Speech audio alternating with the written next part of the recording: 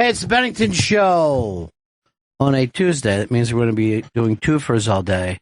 You hear anything even slightly amusing on the show, we'll repeat it. Like Send right in now, a request. Yeah, right now I'm going to go get the papers. It is the Bennington Show. I'm Ron Bennington. There's Gail Bennington. Yo. Bunny McFarland is stopping by today. What time, Chris? 2 p.m. Well, she was just here, right? Yeah, she was here, yeah. What, did she go out for a long lunch? I believe she might be getting something to eat. But I'm not 100% But sure. why would she have to wait 2 hours to eat? Because she was done there at what, 10:30, 11 o'clock? Around 10:30, yeah. Seems odd. Maybe a spa day? Maybe. Possibly. I Run hope some so. errands? Well, if she's in the offices or anything, she doesn't have to wait until 2 o'clock. This isn't... I don't have a lot going on today, although we do have two-time member. Two-time. Because it's two for Tuesdays. 2 for Tuesday, perfect. A member of the Rock and Roll Hall of Fame. And that's me. I've been asked to be in the Rock and Roll Hall of Fame. I asked if I could go in, and I said, because in the future, I think I'm going to make some really big albums. Perfect. I got an album lined up. I already have the title. It's called Rockin' You People, and it's just about me rocking you. Is that also the title track, too? Yes, it is. And it's also the name of my new band, Rockin' You People. Perfect. Like to be in the triad. So Rockin' You People is coming very, very soon. You're a rock god. Here's the weird thing. The name of the theater we're going to be doing our debut is also called Rockin' You People. How'd you work that out? I don't know. Is that your theater, too? Yeah, I own a theater in my mind. Well, you like the song. We started off today with Little Runaways. The Little Runaways. Yeah. I love that Joe is always playing drums. No matter what the genre of music, he's always in there drumming. And I see him as our own little Sandy West. Well, Sandy West, or a.k.a. Joey Jojo, has never heard a song he doesn't love.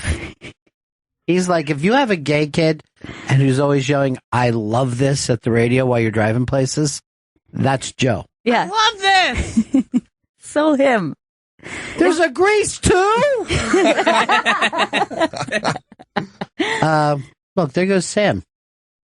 Oh, He's gosh. here 11 hours before his show. Everyone's odd. And we thought, or you thought, Chris, you saw Ari Shaffir go by on crutches. Did he do a show today, too? No, he did not. What would he be doing? I'm not sure. And why is he on crutches? I'm Maybe concerned. he's with Shade 45 today. Looks like all they're really doing is working on their outside banner. Yeah, it's looking great, though. It is. Inside needs a little work, but the banner is sharp. Where are they right now, by the way? They're around the corner now? Yeah, they're down near the Fishbowl, that little place next to the Fishbowl. Here is Rob. Rob, what's up, buddy? Ron and Gail, I don't know if you guys have a copy of both the front page, the front cover of today's Daily News and the Post. They seem to be engaging in a cock war newspaper battle. The front picture of the Daily News is the Burger King, and the headline is, "The King's got a Whopper, and we're not talking about burgers." Meanwhile, the Post front page is Donald Trump with his head inserted onto a Game of Thrones character, but the sword clearly looks like a large cock. All right, so to me, that looks like a sword, if I'm going to be totally honest. And then what is the other phallic? What's the king? The Daily News has a front insert, but it wraps around the main section. But it has the Burger King. You know why, right? Everybody is, and Joe and Chris and Vito were all going crazy about this. That the Burger King is added a hot dog. Yeah. And the excitement level in this building, I can't even deal with. It's crazy. Everybody's talking about it. And you know me, I'm a chili lover. I got a chili dog, too. That's where I'm interested. All right, so that's what the Daily News is rocking with. All right, thanks. Thanks there, Rob. Now, tomorrow is Nevada, or as people now have changed the name, Nevada. Nevada. I haven't seen this since Uranus. It's the last time that people told you a word that you've been saying and everyone thought was correct for many years has now changed. And Uranus was so see-through. They were just so tired of the jokes that they tried to... Nevada. Because, hey, that chick's got some big Nevadas. Yeah, okay, I get why they would want to change it. But yeah, the Nevada thing, I'm saying it right, Nevada. That's up to you whether you're saying it right. Because I say Nevada, but I don't know. That's the right way, right? To you, I say Nevada, which is... Nevada's going right back... No, the people in Nevada say it's Nevada. I say it's Nevada.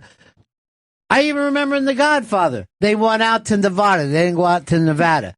But here's the deal. Maybe people down in New Orleans say Nolans. There's no reason for me to. I don't have a fucking accent. I think that we should all pronounce things the way the locals do, and that's why I say Mexico. All right. Do you also say Chirac? Yes, I do. I say Chirac. I say Nippon. By the way, speaking of Chirac, Spike Lee has given an endorsement, his big political endorsement, to Bernie Sanders, and he actually said this: I know Bernie will do the right thing.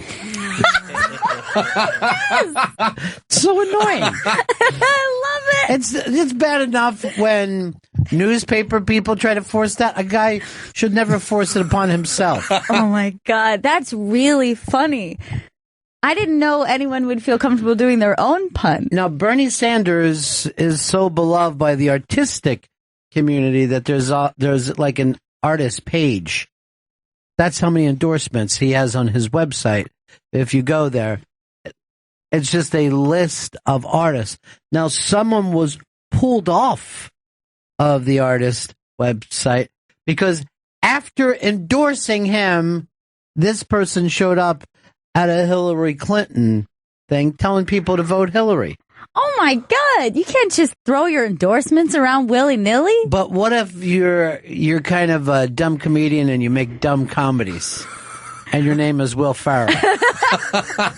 So he'd endorse both people that are running at the same time. That's not how that works. You cannot endorse both. You cannot split your vote. But yeah, he seems like the one that would have the most artsy lefty types, yes, for sure. Yes. But I'm sure. What are Trump's celebrity endorsements been Trump's like? are a lot of the people who've been on the show. He's got a lot of endorsements, but it's kind of crazy Hulk Hogan-y type people. Right. You know what I mean? A lot of country stars. Some, like Kid Rock is there, but he has far more celebrity endorsements on the right than anybody else does. Right. But it's like Stevie Baldwin, people. Fringe. I mean, I wouldn't say fringe because Stevie's done some important work, but people who have done the show, so it's kind of, right, expected. It's also just a buddy thing. So is that the arts page, Chris? Yes, these are Why the don't you artists. just read through a couple and see whether we would be impressed or not? All right, Justin Bartha. Well, just because we had a run-in with him years ago. Now, I wonder why you would go to that first. To try to kill the pet? Patch Adams. No, would you not? Would you just fucking talk to me? No, Patch Adams is a character. This is why the clown? I need the screen. Yeah, he's the Dr. Clown. But I need the screen here because it's too far away for me to read. But whenever we throw it over to Chris, he doesn't know how to set up radio. So he starts with Justin Bartha and Patch Adams. These are his ideas. Musician Elvin Bishop. Composer Nick. Wait, would you just stop at the Elvin Bishop? That I haven't heard that word since that name since the 70s. Because Elvin Bishop was sitting on a bale of hay. He ain't good looking, but he sure could play. I don't think I know. Wait, what has Elvin Bishop done? He's a Southern rock guy from cool. the 70s. These are the names that Chris is going to because he won't give his big names. He's just being a fucking prick. And he's got his fucking... He can't move the thing. Look, you're in a nervous place now, right? Yes. You're not yourself. The old Chris would be having fun with this. You feel like there's pressure on you? Oh, no. I mean, I feel like I just want to get the names out there. That's all. Like Belinda Carlisle from the Go-Go's. Well, that would have been a good place to start. Jackson Brown. Was that- Boy, that's not like Jackson to go out and just support people, you know? Margaret Cho. Makes sense. I would imagine if I would have had to have guessed who she would have endorsed. Yeah. David Crosby. Clearly. John Densmore. Boy, it's like a list of everybody who's been here before. I right? know. Dan DeVito. Yeah, this is almost the usual suspects of the left. Steve Earle. Love them. Flea. Flea, eh? I don't even know if that's a good endorsement. He's such a troublemaker. I'm surprised he threw it up there. Jonathan Fishman, the drummer from Fish. That's exciting. Now, did they name Fish after him? Did he call himself Fishman? Or is he Fish Man? Or is this just a stunning coincidence that should have been brought up? I can't believe you've never expressed this to us before, Chris. Fishman? Fish. Mike Gordon, the bassist from Fish. Seems like everyone from Fish is endorsing him. He seems very fishy. David Holden, the writer. Who? What's he written? I'm not sure. It says he's a writer, though. Anthony Kiedis from the Red Hot Chili Peppers. All right, shouldn't it just be the Red Hot Chili Peppers and Fish? I think you have to can't go endorse through as the a whole band. fucking. You can't break it down 5 ways. David Koechner. Well, that's a good one. Mm-hmm. I didn't see him as a left guy. He seems like a right guy. Wayne Kramer from the MC5. Cool. Zoe Kravitz. Huh. I wonder if the But rest not of the her dad. Kravitz family. Juliette Lewis. Okay. That's enough to sway anyone. Justin Long. Adam McKay. Breckin Meyer. Ezra Miller. I think what's interesting is any of these people, it seems like could have been, well, a good majority of them seem like they could have been Hillary supporters. Like he has really taken. And they probably will be Hillary supporters after she wins. Right. But this is a send out that we like the ideas more than the person. Right. Not that they don't like the person, but these are people who are saying these are the ideas most of these people have cared about these kind of ideas for a lot of years. Yes. So why would they just go, well, you know? But I'm wondering of these, do they not seem like the same type of endorsements that say Obama got early on, where Obama was the kind of artist candidate in his time? Bernie has kind of taken that All right, role. let's find Trump's celebrity endorsements, though, because they're going to be just as impressive. Yeah. You know? Can't wait. Yeah. I mean, he's connected. He's a well-connected guy. He knows everybody. And for all the bridges he's burned, he also seems like he's got a lot of buddies. You know why? Because he's willing to be friends after the bad fight. He does it with everyone, except for one person. He never will seem to get back in touch with Rosie. Yeah, Those two stay hating each other. Wayne Newton. You know him better as Wayne County. Yeah. Mike Ditka. What's funny about that? Ditka's a great endorsement. I like it. Super Bowl winner. Phyllis Schlafly. Come on, dude. Let's go. Ann Coulter. Ann Coulter, believe me, is rocking it for Trump. And I have turned to read her Twitter religiously because she's hilarious with it.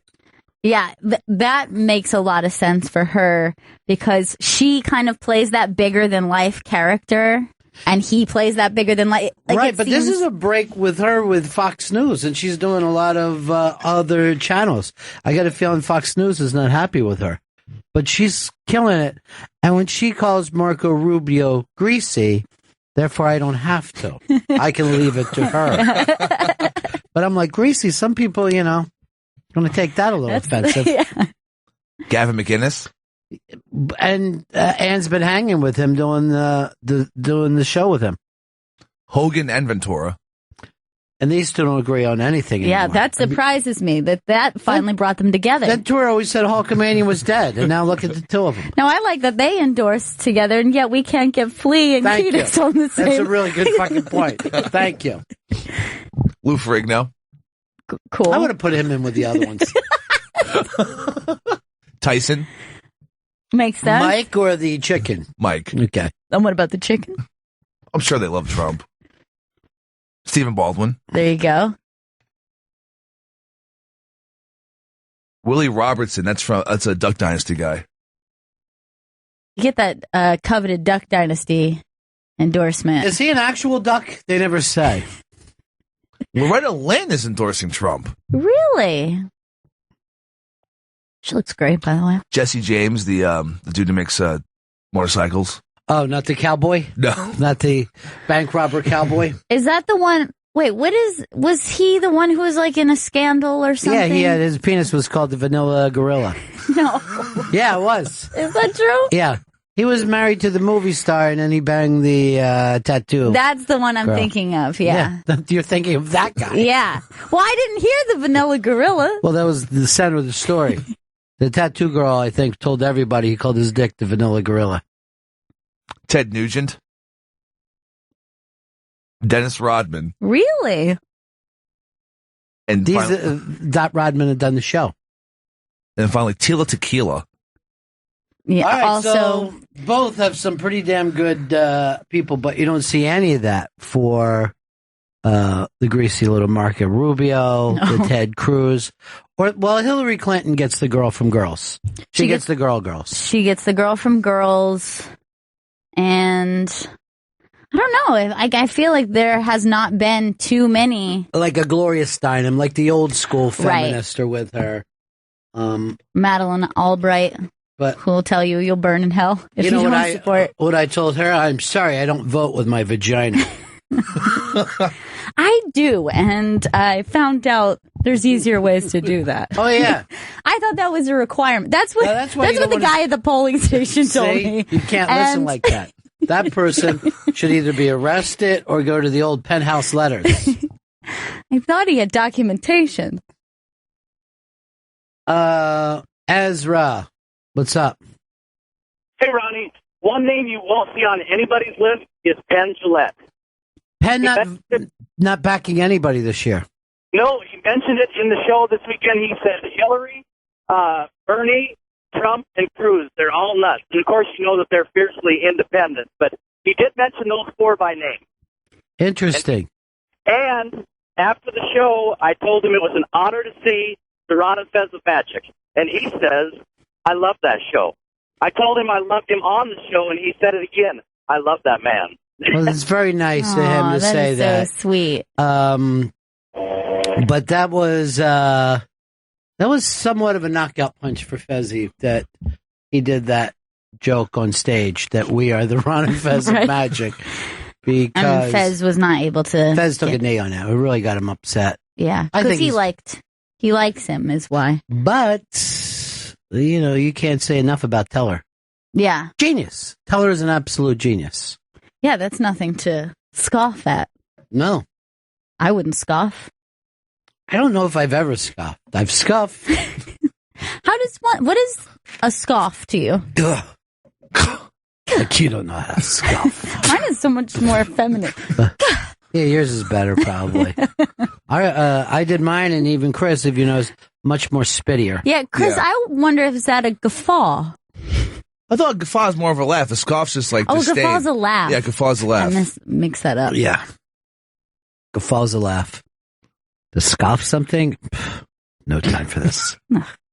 I actually pshaw more than anything else. And you literally say pshaw. I do. Pshaw. Up on the iBank today, the trailer for Big J's What's Your Fucking Deal? That Ari Shaffir, who may or may not walked by here, his show, This Is Not Happening, starts tonight. He picks his 5 best storytellers that have been on the show. Very exciting. That premieres tonight? Yeah, appears tonight on Comedy Central. Also, good news for fans of Philly.com. Delco Proper is returning. Yes. They are saving that. Now, can I share it with people? No. They're sending it to us. Cannot share. But I guess I'll tweet it out. No, don't do that.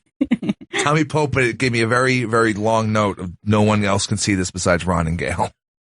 You can't even watch it yourself? I just saw Ron and Gail. I'm going to have to wait like everyone else. Well, you don't do the Philly accent at all. Yeah. That's oddly, you don't even do a Queens accent. Yeah, where's your Queens accent? I don't know. My mom had a very thick one, but I didn't. Why didn't you talk like your mom? She talked like this. It was very, very that's weird. Cute. It's very thick. I love that, though. That is adorable. She said, Christopher. Oh my God, that's really cute. That's exactly how she would fucking say it. Well, I guess your accent kind of came out like once in a while, I feel. Go, Gophus. Go, Bustus. Go, Ghostbusters. Was that an impression of your mom that you were doing it? You're like Louis Anderson, where you have an impression to do, you go back and do your mom. Speaking of Louis Anderson, Spy Report. Oh, nice.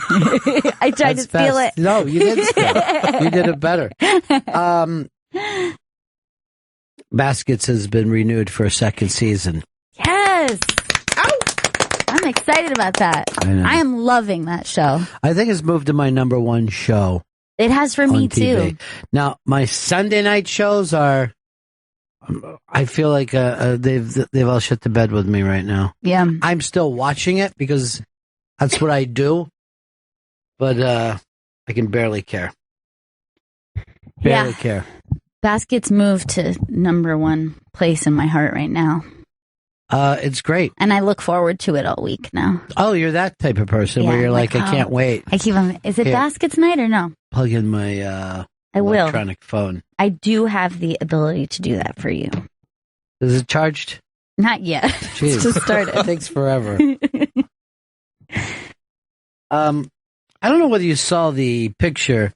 It's up on the iBank today of this Mark Zuckerberg turning people into machines. I guess the new Facebook is all about the virtual reality. But you see this thing of Mark Zuckerberg walking proudly around, looks like 1,000 people who are plugged in, who aren't in the reality that he's in. You know what I mean? And it almost looks like they're enslaved. That is such a weird image because he really looks like the creator or something like that. He's very pleased with himself. Yeah, like, these are my pets. It's such a weird look. That's it, that you're looking into the future. Now, we've talked about this, and you've heard it everywhere, that the social media actually makes people less physical social. Everyone goes out to dinner. They're all on their 8 separate phones. You're at a party. People are on their phones. Someone's phone goes out, and they all but fucking melt down, like their life is over. This, when you're going to have the VR fucking goggles on and the earbuds in, you are definitely taken out of the reality that you're in now. Yeah, you're actually cutting your actual real senses at that point from the outside world. And it's so weird to think that each year I feel we get like a little bit more comfortable with it. Like because there's no way to go back. Like there was a while there where I was thinking, okay, there's got to be some sort of backlash. The way the smartphone has affected us, the way we've started to connect to it. There's got to be a backlash. But now I'm starting to think you're only gonna tell me a time in history that people have ever backed away from technology. Never. People in Teddy Roosevelt's time used to bitch about technology. People would say, oh, wait, when you just go out and get this pasteurized milk, it's not the same as going out in the cow, you're connected, blah, blah, blah. But the reality of it is, and I'm sure there's individual people, Amish or whatever, but people, once a technology arrives, that's it. Yeah. People do it.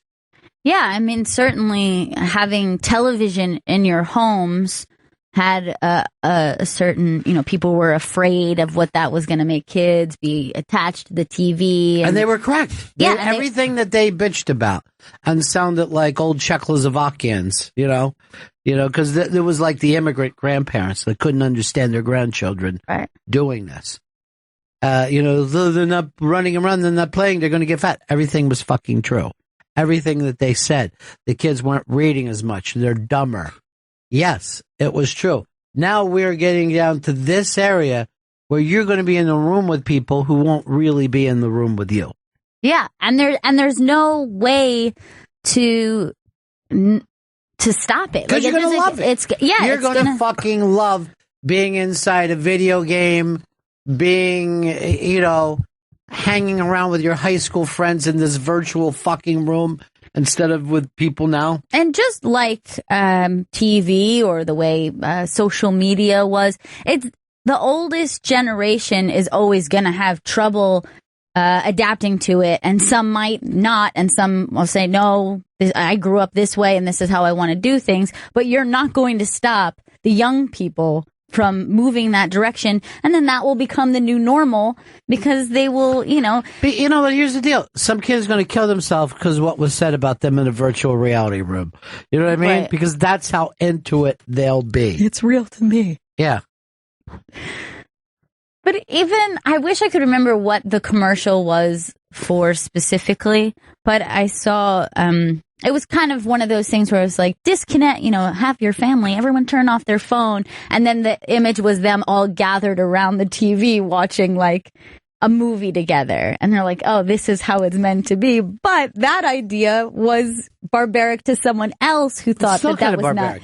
Not, that was not a way to connect. Being together. Yeah. You know what I mean? You're not literally together. You're using technology to fucking entertain you.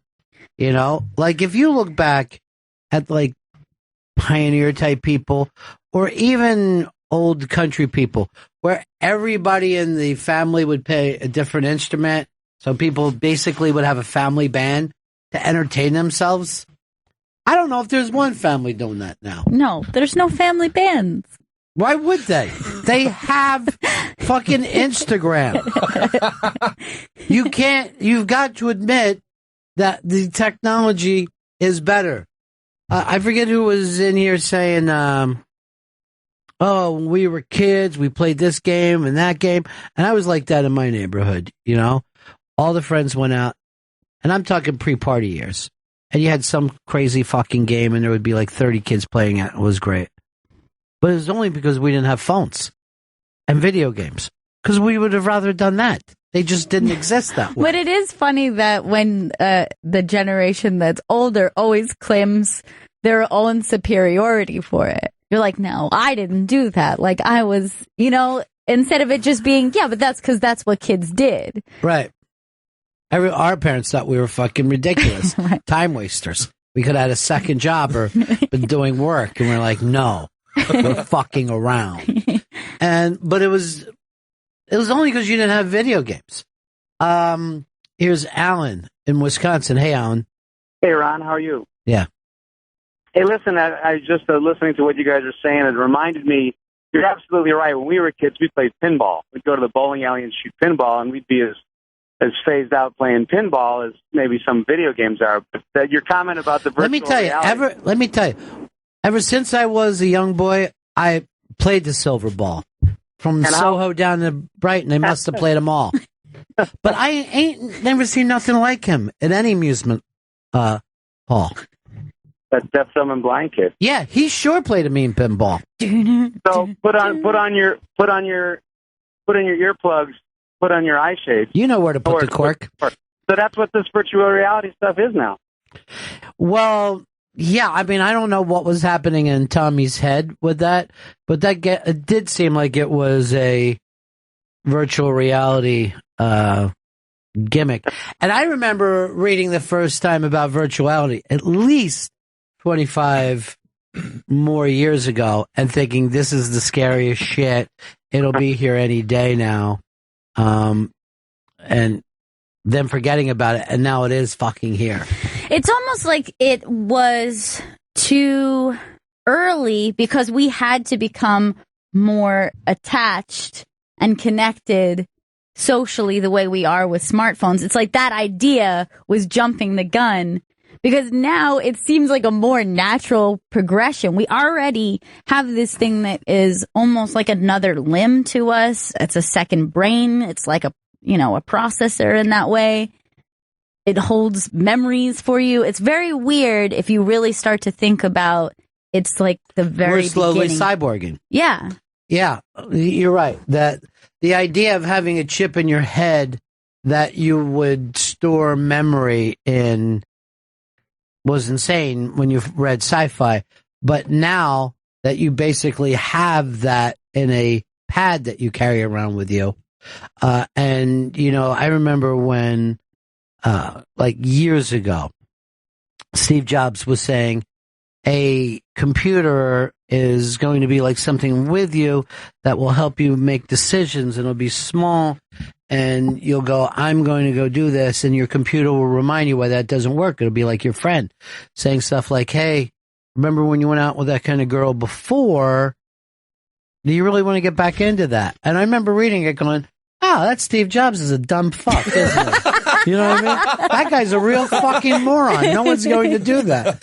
And now we're slightly getting to that where, people, you'll have lunch with them and you'll see them clicking in everything that they had for lunch.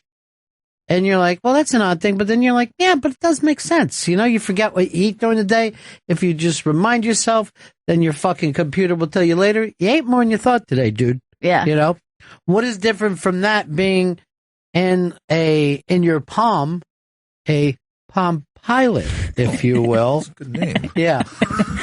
That's down. Isn't that always funny? Like Palm Pilot was the big thing. Yeah. Or And they seem silly. Yeah. What was the other one that everyone called crack? Oh, BlackBerry. Crackberry. Those things have disappeared. But it was on a BlackBerry when I saw the first time a person was not at the dinner table, that they were on a BlackBerry. And you know who it was? Who's that? Don Wiki Wickland. Really? Yeah, we all went out to dinner, and then he was constantly just checking his email. Yeah, whatever he was doing. I'm like, what the fuck is this? We're sitting here in this great restaurant, and he's having to answer someone else's questions. Now that's a constant. Yeah. Everywhere you go, everyone does it. I had the experience the other day where I went to go tell someone about something that I had seen, and I stopped myself and I was like, oh, I have a picture of it. Let me just show you. And then realizing it stopped me from telling a story and actually describing that thing and having a conversation with that person. You just are like, here it is. Here, check in my memory bank where I saw it. And then you don't really need to connect anymore. It was a very weird thing when I stepped back and realized I had stifled my own conversation in that way. Eric in Houston. Hey, guys. How's it going? How's it going? What's okay, up? Well, I'm thinking of a new hypnotism show. You guys should check out this virtual reality stuff on air. If you've ever done it before, and I guess you guys haven't, it is mind-blowing. Oh, you have? You have? Yeah, for years there would be fucking different stores or whatever, and I always went and fucking tried them.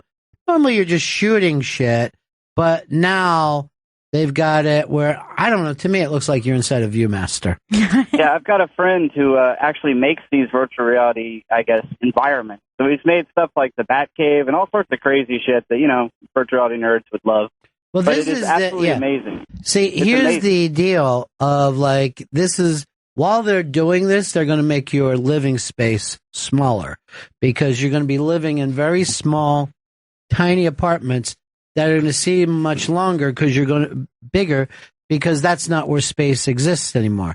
It's going to exist in your mind. So the virtual reality is going to put you out like you're in the country, no matter how small of a space that you're in. That's such a bizarre concept to me. That's so weird. It's like we're getting closer to those weird little matrix pods where everyone's just in a little confined space and you're connected into these things. But you won't feel that way. It's like when you're, like whenever I go and do Ant Show, he has this beautiful view that doesn't exist, right? So you get down there, have a full view of the city, but you're really just in a room with a green wall. Why won't that be everybody's apartment? You know what I mean? You'll be living in Hawaii, but you'll just be in a tiny apartment in fucking Queens, New York. You know? I mean, it probably improves quality of life. Absolutely, because you believe what you believe, you know? Just like when you're in a dream, it feels real and you react to it that way. That's how virtuality is. It's reality. Just like anything, you know, telling you to surround yourself with things that are comforting to you or things that are beautiful to you. In that way, it would probably improve your personality or your emotions. Look, having a room with a view is fucking makes you feel like you have a better apartment than you do. Right. You're like, this fucking glass window makes me feel good. So why wouldn't the virtual reality make you feel good? It's the same exact thing. Just in the same way that we charge more money on what floor that you're on in a New York City apartment, virtual reality is going to bring that same kind of excitement. And look, I forget who came in. One of the comics one day said when they're on Twitter, they just feel like it isn't real anyway, so they'll say whatever they want. Right. And this is a person who had taken some heat for their Twitter. And I thought, what a funny fucking attitude to have, right? It's not real. I'll be someone else. And then on myself in my regular life. That is the same of virtual reality. There are some people out there who are going to have better virtual reality lives than their coworkers that have a better life to them in real life, you know? Right. Where some people only used to excel on bulletin boards or I guess Reddit. You can kind of be Reddit famous because your wit or whatever works better there than it does at the office. That's how virtual reality will eventually get. Here's our friend Laurie. What's up, Laurie? Hi, guys. Hey. I just wanted to get back to the cell phone use at the dinner table or, out at restaurants. So Larry in Yonkers and I were out in Maine this past week, and there's a restaurant we only get to go to a few times a year. It's this awesome farm-to-table restaurant. There's like a 45-minute wait for a table. We finally get in. The couple next to us, one of them is on their phone instead of like speaking to his partner. They're like practically ignoring each other because they're both on the phone. But the guy next to me is using a digital adult coloring book and just coloring and just completely zoning out instead of interacting with anybody, just like chatting with a bartender, looking around at what's going on, just enjoying where he is. He's completely focused on this digital adult coloring book, and there are just so many ways I was completely appalled. Well, it's interesting because I have that feeling as well when I see, it always makes me sad if I see couples who are out or friends who are out and they're connecting to their phones and they're not to each other. But if you think about it as a natural progression or just another thing, wouldn't that be not much different from, say, hey, every Sunday we go to a cafe and we both read our respective newspapers, or she reads a book and I read a magazine. I mean, maybe that's just what they find comforting. It's just, it seems foreign because it's new. Yeah. But what they think is a relaxing time is, hey, we spend a little quiet time. He's on his phone on social media. I'm playing with this, coloring app or whatever. It's just different than the way things are. Well, when we were talking about restaurants too, I saw that, and there's people actually doing it now. We're changing the walls in a virtual reality way to make the restaurant seem like it's at the top of Mount Everest or the bottom of the ocean. Decor, as we know it, will change. The interaction has changed. Yeah. Period. The first time I ever heard of that concept was many years ago, and it was about Bill Gates's house and how Bill Gates had it set up where almost like a tag on each person, where that person would enter a room and the artwork would change and the music would change. And this was a long time ago. I remember hearing that and just thinking, okay, he's Willy Wonka. Like, I don't understand but how just that's think even... now how cheesy that is. That you're not actually even seeing a different painting anyway. Right. It's just you've changed your Google search. Slideshow. Yeah, exactly. it's fucking nothing. But at that time, it just seemed like so next level bizarre. Like he seemed like some sort of a magic man or something. Laurie, you brought up farm to table, right? Yeah. I'm into a thing now, and I should be opening this soon. I'm doing a restaurant that is table to farm. Okay. So they have those too. They have like monthly dinners out in the middle of the field. But I'm like, taking not cheese. This particular restaurant, but right. That's I'm taking cheese puffs there. I am taking caramel corn. Perfect. I'm taking more or less synthetic food and feeding it to animals. Perfect. This is great. Yeah. The thing that she's talking about, people have been doing where you never know when it's going to happen. You have to be ready. And then you get this call and you end up eating your food in a fucking cornfield.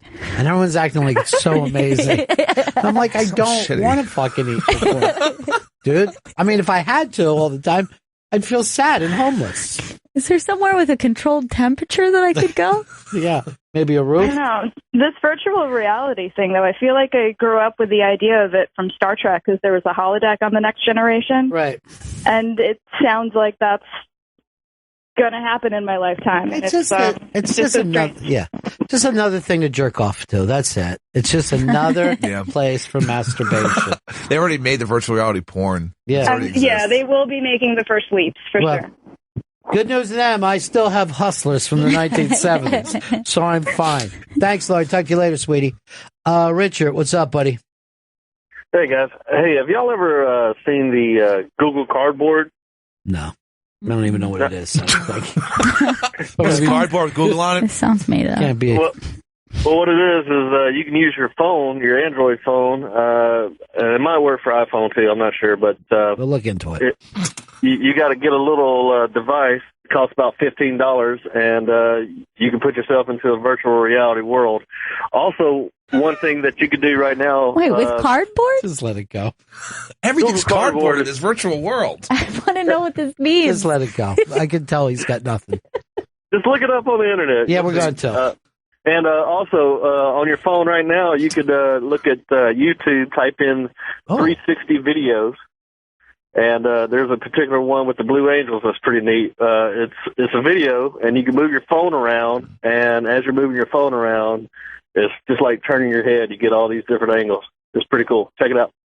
All right, peace. All right. Thanks. Yeah, there are a lot of 360. All right, so that's you have virtual reality is made out of cardboard. Yeah, so it's like a cardboard Viewmaster, and then it looks like you're able to slide your phone into. Look, can I tell you, if I'm on fucking Shark Tank, I'm not investing. I think it's great. He's eating food. Yeah. Having said this, I am out. Good luck with it. So come on, sharks. Aren't you ready to cardboard into the future? Wait, you're not even making sense. That doesn't make sense. Yeah. So put your card on a board and follow us to profits. How many sales do you have? None. Right now there's no sales, and we've invested $7 million. A lot of it's stuff I've just been giving out to people, and they love it. According to your figures here, you've estimated your company's worth $14 billion. Right. Well, that's also because I'm getting people to wear their pants backwards and saying jump, jump. So come on, sharks. It would be great just to go on that show and just try to come up with the worst product ever. Just be like, I have stills from old Kid and Play movies. It just backfires. Shit, now what do I do? Fubu guy's like, hold on a second. That's fucking racist, man. That's super racist. All right, speaking of racism, this came up on the Stephen A. Smith show today. I forget what the name of his show is on ESPN, but I hadn't thought of it. So, you know how every night on the news there's the ground fucking cruise that seems to be going on for weeks, if I'm not crazy. He's not going back to the NFL. He's just going to stay on that ship. Okay. And the point was, is there a double can you imagine if a black dude was out with his black fans how crazy everyone would be going, you know, if the same exact thing were happening with a black star. And is there a double system? And I'm looking at it, I'm like, yes, there is. But it really isn't the players setting it up or even the media. You know, maybe the media would be acting worse, but white people would be acting like this is sick if they saw a big fucking star taking black people out on a boat and fucking dancing half naked for 2 weeks. Yeah, they obviously would feel that way.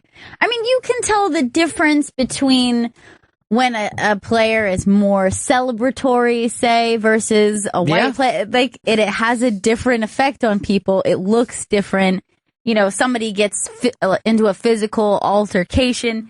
Way different things are being said. Yeah. Depending on the race of the let's person. say this. I am willing to say, and have said, that Gronk is a dick. I mean, he really is a dude bro dick. Right. His bros, his actual brothers, are dude bro dicks. His dad is a dude bro dick. And yet, it does seem less frightening to me than if it was a black guy and his fucking giant black friends acting crazy. Well, yeah, certainly when white men behave in that fashion, there's much more of a, like, boys will be boys. Like, he just likes to have fun. But we know that he's a stupid person and we're okay with it. You know what I mean? We know that he's got nothing in his fucking head but catch ball, run with ball. We know this. You know what I mean? And we accept it much easier. Look, I was down on the Panthers for acting like fucking assholes because they hadn't won it all. Here's a guy who his team did not make the Super Bowl even. And he's out with these assholes on a boat. Oh my God. Seemingly for months at a time. This is going on forever. It's a way of life. Yeah. Is that Gronk there? Yeah, that's Gronk acting like he's my God. No, he's stuck on a boat with these people and he's acting this way. He loves to dance, He loves to party.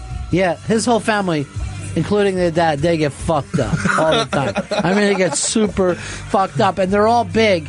And the thing is, when they're not drinking, they're lifting weights. You know what I mean?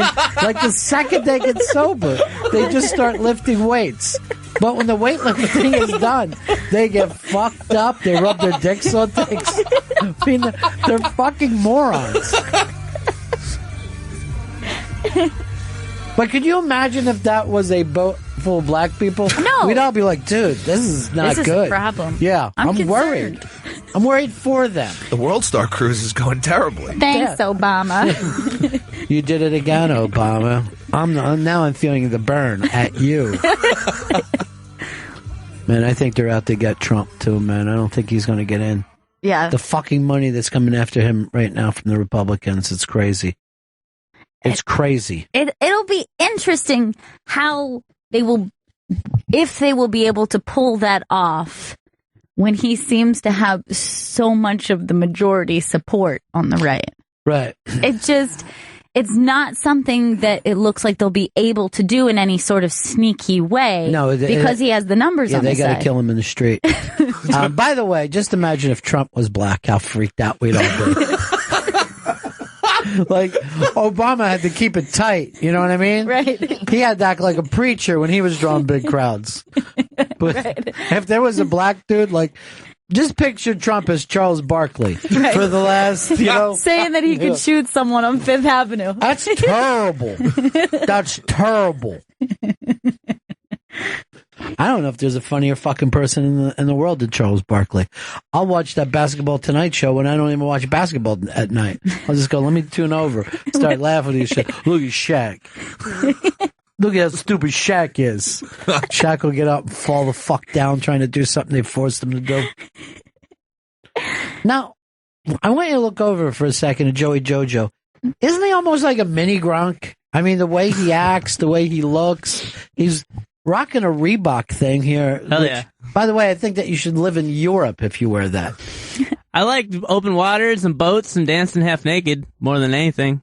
But you're like a mini Gronk. Yeah, it's like a tiny little Gronk, like a harmless Gronk, like a Gronk you can keep in your pocket. Yeah, but I can still score touchdowns, I think. On what, Madden? Yeah, you Madden. can't do it in real life. I mean, we never knew this. Would you think that Joe is athletic at all? I think that he has. All right, let me change it.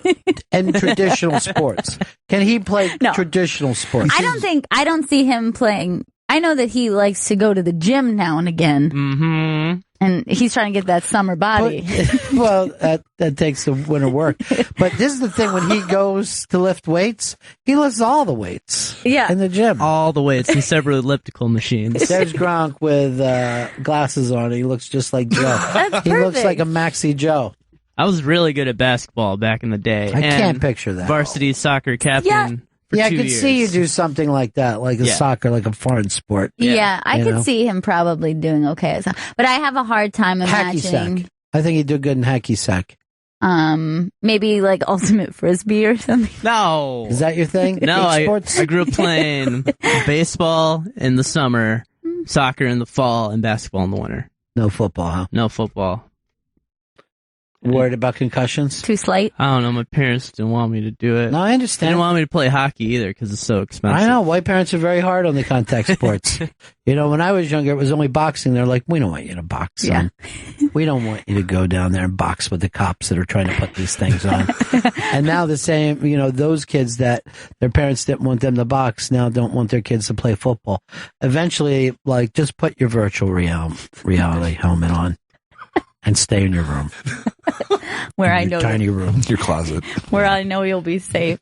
And no more virtual reality porn, please. No, that's all you want your kids to do. Get your VR porn on. Mom, I found the perfect VR girl.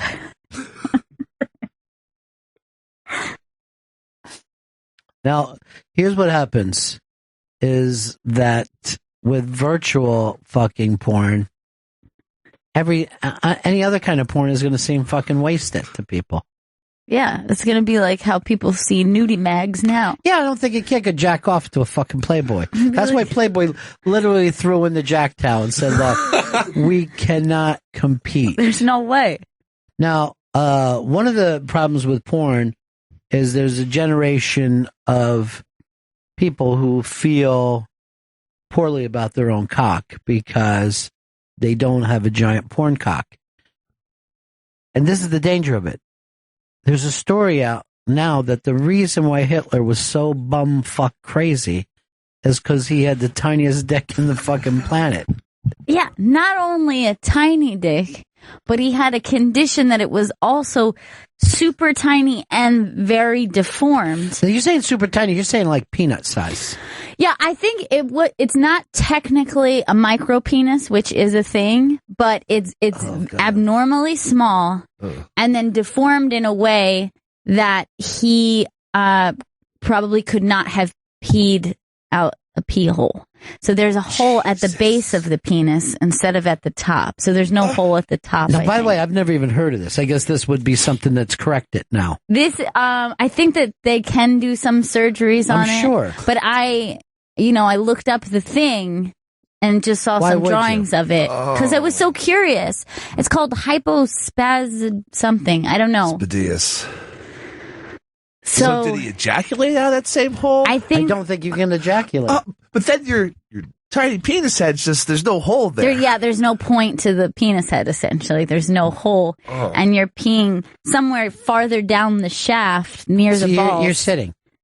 Yeah, I would imagine he would have to sit. There would be no other way. If that fucking happened to me, if I was born that way, I'd get a fucking Third Reich together and I'd take it out on the world. I'd march on fucking Poland and their healthy cocks, destroying them. That's where the hatred came from. So this would be an example. You see down, there's either one that's on the shaft or it could have been farther down near the testicles. That looks like that fucking, that vegetable. It's like a melon, like you put it on the... Yeah, it's like a squash, you mean? Yeah, like a kind of a squash. Like a tiny little deformed squash. Yeah, like a little deformed squash in your pants that makes you so fucking furious. You're like, just fucking round up the Jews. And you're like, and they're like, Hitler, why? Don't fucking worry about it. Just fucking do it. Also, you couldn't even pull off the fucking road and take a piss if you're fucking Hitler. No. You'd have to pee much like women have to pee outside. It's a tricky situation. But yeah, it was small, it was deformed, and they also said it ended up being true that he did also have one testicle. So you've got the weird size, the deformity with the pee hole, and one testicle. I mean, he was transitioned. I mean, with that fucked up dick. You don't transition. It's the fucking 30s. No. He rounded them up too, by the way. I mean, motherfuckers back then, if you had a hair lip, that was just it. You didn't fucking go get anything fixed. You just fucking lived with it. Yeah. There are people that, we catch stuff now with babies and we fix it and, no one even knows about it. Yeah. But back then, you just got to live with this tiny little... You're fucking drawing swastikas in school. Like, I can't wait to get old enough to start fucking genocide. Just fucking furious every day. Steve in Connecticut. Hey, guys. I just want to let you know, Gronkowski's oldest brother lived with us one summer. He was in a summer league, baseball league. Yeah. And the family came down to visit. And Gronk was probably a junior in high school, maybe. And my daughter was about 12 years old. She got some French fries. He comes over, he takes the whole thing of French fries from her and eats it. And the brothers, they definitely party. I'm sure that they were starving all the time, those big carb up. Yeah. It was amazing. The oldest Still could have asked. You can have one French fry, Gronk. That's it. The oldest brother was a very nice guy, but he definitely liked the party. We had to intervene a few times with some parties, and so you got it right. I mean, they definitely like to have a good time. They're just big dudes who fucking party. But imagine if they were black, the cops would have to shoot the Gronk family down fucking decades ago. They would have just shot the family. The dad kind of raised those kids. They had a fucking gym down in the cellar, and they focused on athletics all the time. And they all excelled at different things. Absolutely. Yeah, the brother was a very good baseball player. He didn't make it to the majors, but he got to AAA out west. Which is amazing. Like, people don't realize how tough it is to make it to AAA. Oh, yeah. I mean, he was a very good player. And like I said, at the end of the day, the guy was a good guy. He my daughter and him still are friends and communicate and so forth. So it was a good experience, but they definitely knew how to party, that's for sure. All right, go to the Gronk video up on the iBang. Because they've all been just going batshit. And because of social media, this stuff runs on the news every single night now. I think it's, just upgrade it. Just reboot on it. Don't have it? Just talk, Vito. No, okay. I was told that we did. The best is the chick saying she was there to... Can you find it, Chris? I'll take a look for it. Here's Greg. Greg, what's up, buddy? Greg, go ahead. Hey, we don't have to imagine what the reaction would be if there was a big group of black guys partying on a boat in the NFL. That's happened to the Minnesota Vikings like 15 years ago when Dante was quarterback. Oh, and everybody was furious. I do remember that now. And it was like one day, and I guess some shit happened, and they suspended like half the partygoers. Yeah, and they were like, they just went out for like a day cruise. Yeah, not even going for a week. Started a boat, and that was it. They never lost their shit. All right, I want to see the girl being interviewed about why she's there. Was only to see Gronk. Is that the video one, Chris? I'm trying to get laid. You're trying to get laid? Yeah. So why are you on the Gronk cruise? To sleep with Gronk. But you understand that's tough. That's going to be tough. It might be tough because there's like way hotter chicks than me, but I'm hoping I'm a little bit more freaky than them. How are you going to sleep with Gronk? How's he going to... She had a good plan, though. I do like her, just like understanding herself. Thought about your boobs. He waved. How did you flash with that dress, though? Not this dress. I changed. Oh, I see. So you've changed since the show? Yeah. Why is this dude acting like he's on TMZ when he ain't? Fuck me hard in my vagina. What about the ass? Or the ass. You've never done you haven't done that before, though, right? You haven't done butt stuff. All right, that guy's driving me nuts. Turn him down. She's great. She should just fucking hand it the...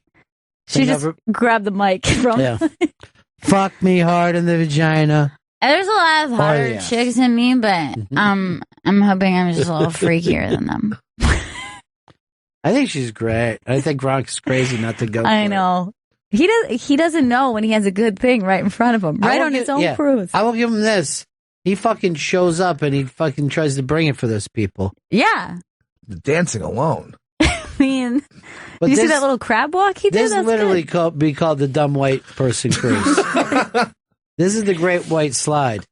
Who the fuck is that that was performing? All right, that is a LMFAO, or one of the dudes from... That's big money to get them in, right? They had giant hits not so years ago. much anymore, because it's only one of them, so that he's paying less to get them on. But he did also get Waka Flocka Flame, and that's a good act. Pretty cool. And I believe Flo Rida.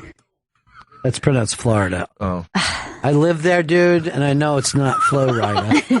It's Nevada and Florida. Seth in Florida.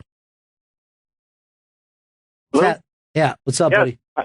Hey, I heard you talking about the whole Hitler dick thing, and my son had hypospadias, cord B, when he was born, and he had to have 3 corrective surgeries, and everything's fine now. But when he was a baby, it was very traumatic for me just to see your son go through those kinds of surgeries. Oh, absolutely. Oh, boy.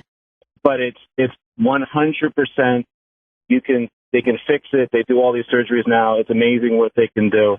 And I could imagine, though, back in the 1940s, yeah, you'd be pretty screwed. I mean, to me, this is the number one reason that Hitler was a fucking lunatic. Yeah, you don't even have to delve into it any longer. That really cracked the case.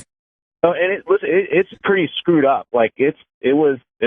I was just amazed that they were doing it. I couldn't. It was a deformity. The kid had a deformity, and he'll never know it now because we can correct that. Absolutely, it's amazing what we can do nowadays. And it's kind of ironic that we're Jewish and Hitler had the same thing. So, well, I think you're reaching. I think you're looking into things a little further than you need to be. I think maybe I don't need to be on the couch too much with this one. Yeah, but when it comes to correcting these kind of deformities, you know who came up with it, right? Who's that? Me and 3 other guys. We sat around, and we just fucking worked at it, and then finally we were able to correct it. Wow! I just never gave up hope. I feel like I learned so much about you every show. I hope so, but knowing you'll forget. I'll have to tell you again tomorrow. Chris, do we need to break? Yes, we do. I know we got a lot of guests coming up today. We should break. So, in the future, why don't you remind me rather than me remind the producer? That would make a lot more sense. Coming up, Bonnie McFarland stopping in.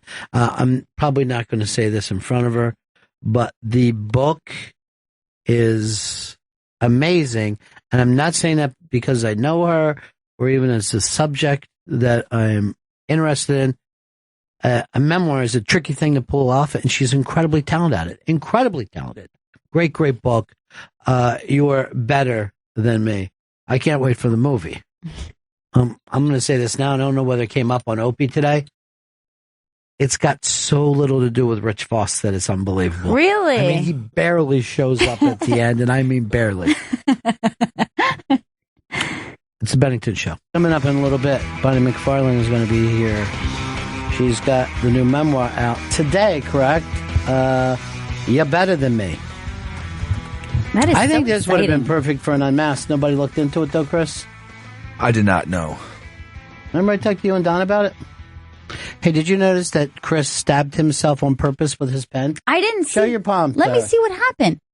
Oh, Chris, you're bleeding. Chris. It's okay. It is okay because he did it to himself. Wait. Exactly. I don't understand what happened. Here's what happened. We were doing the Burger King commercial, right? Yeah.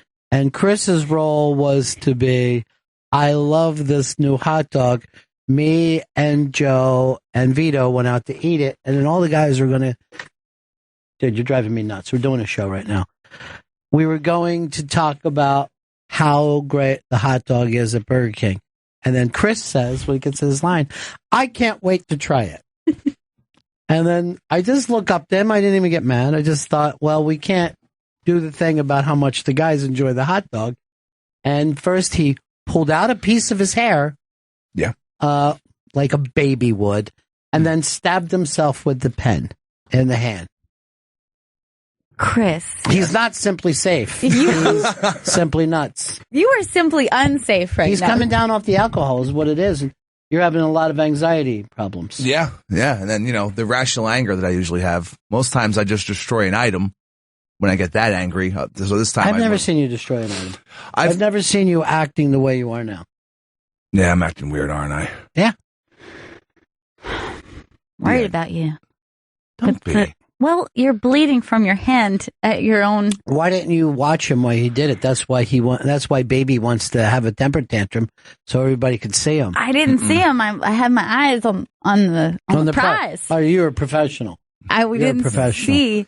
And I'm glad I didn't because that would have thrown me if I would have seen bloodshed. Now, Joey, did you get the thing in your email, the show that was talking about Chris? No, I didn't. Well, do you check your email during the show? Yes. Okay, I guess it wasn't sent to you. There was some audio sent from a podcast that Dave had done, and where basically he was calling Chris out on some stuff. Oh, really? Really? Oh, I'd love to hear it. Well, we don't have it, but maybe we will in the future. It's just about you stealing Dave's personality in certain terms. Now, the thing is, when Dave quit drinking, he got weird for a while. Now he's back drinking, and he's our regular Dave weird. Right. You wouldn't say normal, but normal for Dave. Normal for us to see him. Sure. A place where we're all comfortable. But you can't white knuckle, dude. That's what your problem is. You got to reach out. We're here for you, Chris. Thank you. I appreciate it. Anyway, I want to get the name of that podcast. Is the guys... longtime fans of us, they sent it in. I thought I had it sent to, hey, guess who's coming up? Who's that? Well, I said Bonnie McFarland. But before her, from a little band that I like to call Crosby, Stills, and Nash, Graham Nash is going to be here. He's got a phenomenal album out called This Path Tonight, which you want to make sure you're in the right mood for. It's a beautiful album. But it deals with late in life stuff. It reminded me a little bit of the last Bowie. Yeah, it has a similar feel to it. There's like a certain pensive kind of sadness about it. But well, he's older than Bowie. Yeah. By the way, that thing was called Bloodshot Ashbury Park. It's a podcast that Davey Mack was on, finally exposing the old hand stabber, Chris Stanley. And he didn't even know about the hand stabbing at that point. So, by the way, this is the type of show that we have. We have people, foreigners, coming in to tell us about their lives. Bonnie McFarland, the original Canadian.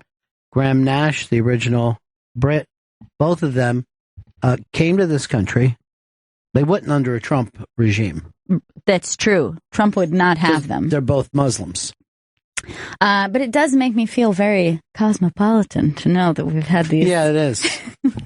Well, you're wearing that 1920s kind of hat today. Yes, it's like a turban of sorts. Did Kashmir appreciate? Did he did. comment? He was very appreciative of it and told me that he loved my headpiece. Kashmir, there's a kid I want you to check out. I just saw him down at the men's room. He's tall. He's got kind of crazy wild brown hair, and he dresses kind of freak. Did you see him? I saw him go into the men's room just before you. Ooh. It's an interesting look. He had an interesting look, but kind of studious looking too, like somewhere between like wild and smart, both. I would That's say a fun mix. Yeah. I would like to say an old-fashioned weirdo that catches your eye. You know. I've always been a fan of the weirdos. Yeah, They usually me hang too. out around the men's room too. Well, I'll tell you this from being in the men's, he did not even go in to use the restroom. He just went into, fix up the hair, dab it up a little bit. Oh, okay. Like our own Cashmere, he cares about his look. I like that. I'll just have to do some laps. Yeah. Yeah. Now be careful using that sink because I saw Denny pee in it. What? Why does he do that? He said he wasn't waiting. There's I so know many urinals though. I know. Like so there many. Were extra, There were extra urinals. Danny, that's not sanitary. Did Joey write a song for Graham Nash? Would probably be perfect. How about this? Graham Nash. He's a very, very, very fine Nash. Crosby and Stills in the yard. Life used to be so hard. Now everything is easy because of Nash. Well, what about because of Neil? Because Neil's there. And la la la la la. Dude, he wrote that song about Joni Mitchell. About him and Joni Mitchell living together. Crazy. This is how great his life is. By the way, he's got a new woman in his life, too. Yes. Oh, you know about it? Yeah, I did know about it. What's her whole scene? She's kind of artsy. Yeah, I'm not sure what her whole thing is about, but I know that this path tonight is kind of written for her about like finding a new love and that kind of leading you in a new direction of your life. Did you see because I know we listened to it on a SoundCloud, but did you see what the beautiful cover looks like? It's incredible. It's so perfect for the album. It really like matches it very well. But it kind of reminds me of a time, like it reminded me of like a Tom Waits cover. You know, it had that similar kind of look about it. It's a great look. A man walking into the woods during a light snow, and his hair is the same color as the snow. And it's sad. Yeah. And it's a really beautiful, like black and white. I mean, when you really think about it, life is beautiful. It is. There's a sadness that you'll just never get away. That no matter what you are looking at, only has a finite time on Earth.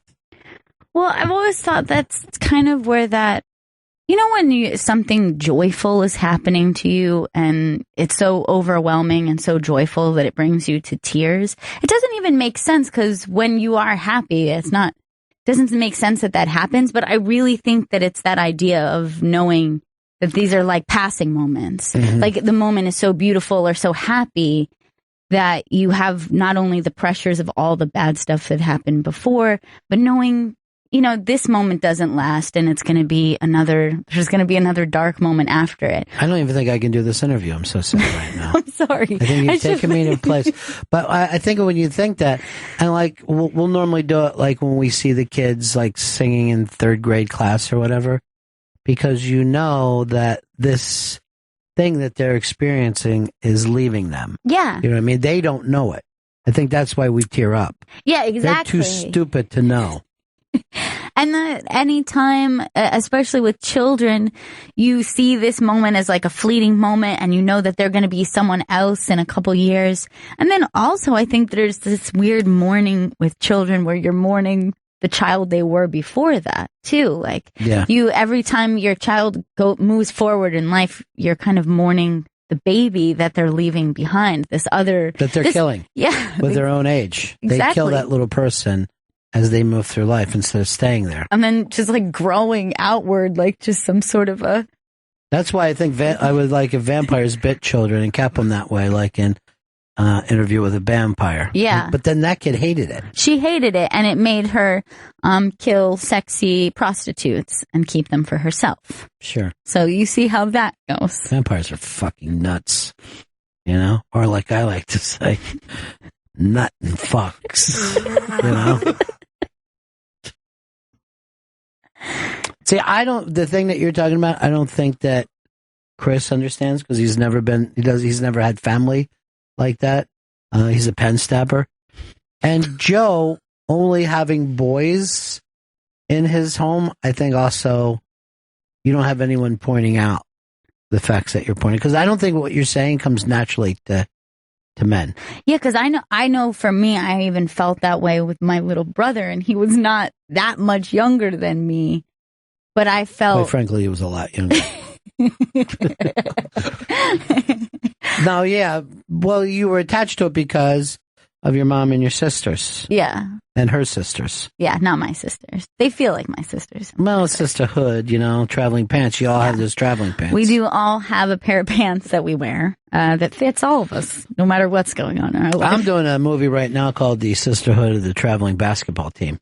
I think it's going to be fun. It's all robots, by the way. Oh. Yeah. So it's a sci-fi. I didn't even think of it that way. I just called it a fi. But you're only going to be able to view it on virtual reality. It's the only way I'll let it be shown. So that's great. So then you can move right through the basketball games. You're the power forward, and it's up to you whether the team wins the big game, the traveling basketball game team. You know what will be great is Weight of the News is virtual reality, and you're just like, we're here in the Middle East, and you're going to be fucking have your head down. Careful, there's ISIS. Trump is going to destroy everybody in ISIS. Bernie Sanders actually said that he'll start sending ISIS money. The Pope's going to be begging for Trump to be taking care of ISIS. I know that much. Is it the Pope? I've been calling him the Pop all this time. I just thought that he was our grandfather. The Papa. I like it when you call me Big Pope. You know what I worry about? Excuse me, Chris? Why wouldn't he come out to that song? The thing is, I worry about the Pope is, and I mean, he's very successful. He's about as good as you can get with and be a Catholic.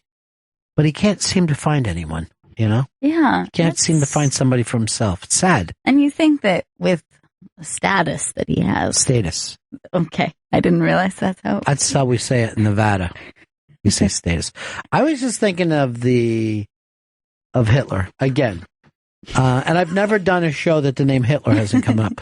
But now that there's fucking Peanut Dick Hitler with the hole at the shaft of his cock instead of at the end of his dry cock, I wonder how many times he peed on his balls. Or ball. Yeah, because singular ball. One of the balls stayed up in his body. He just had one pee ball. Yeah. Oh, pee ball. The thing about him is he's like, I'm so fucking mad, I'm just going to have a tiny little mustache. Just the same size of my tiny... That's how he measured it. As a way of... That was the metaphor for him for the world. Do you not see what's on my face? It's the same that's in my pants. Nazi?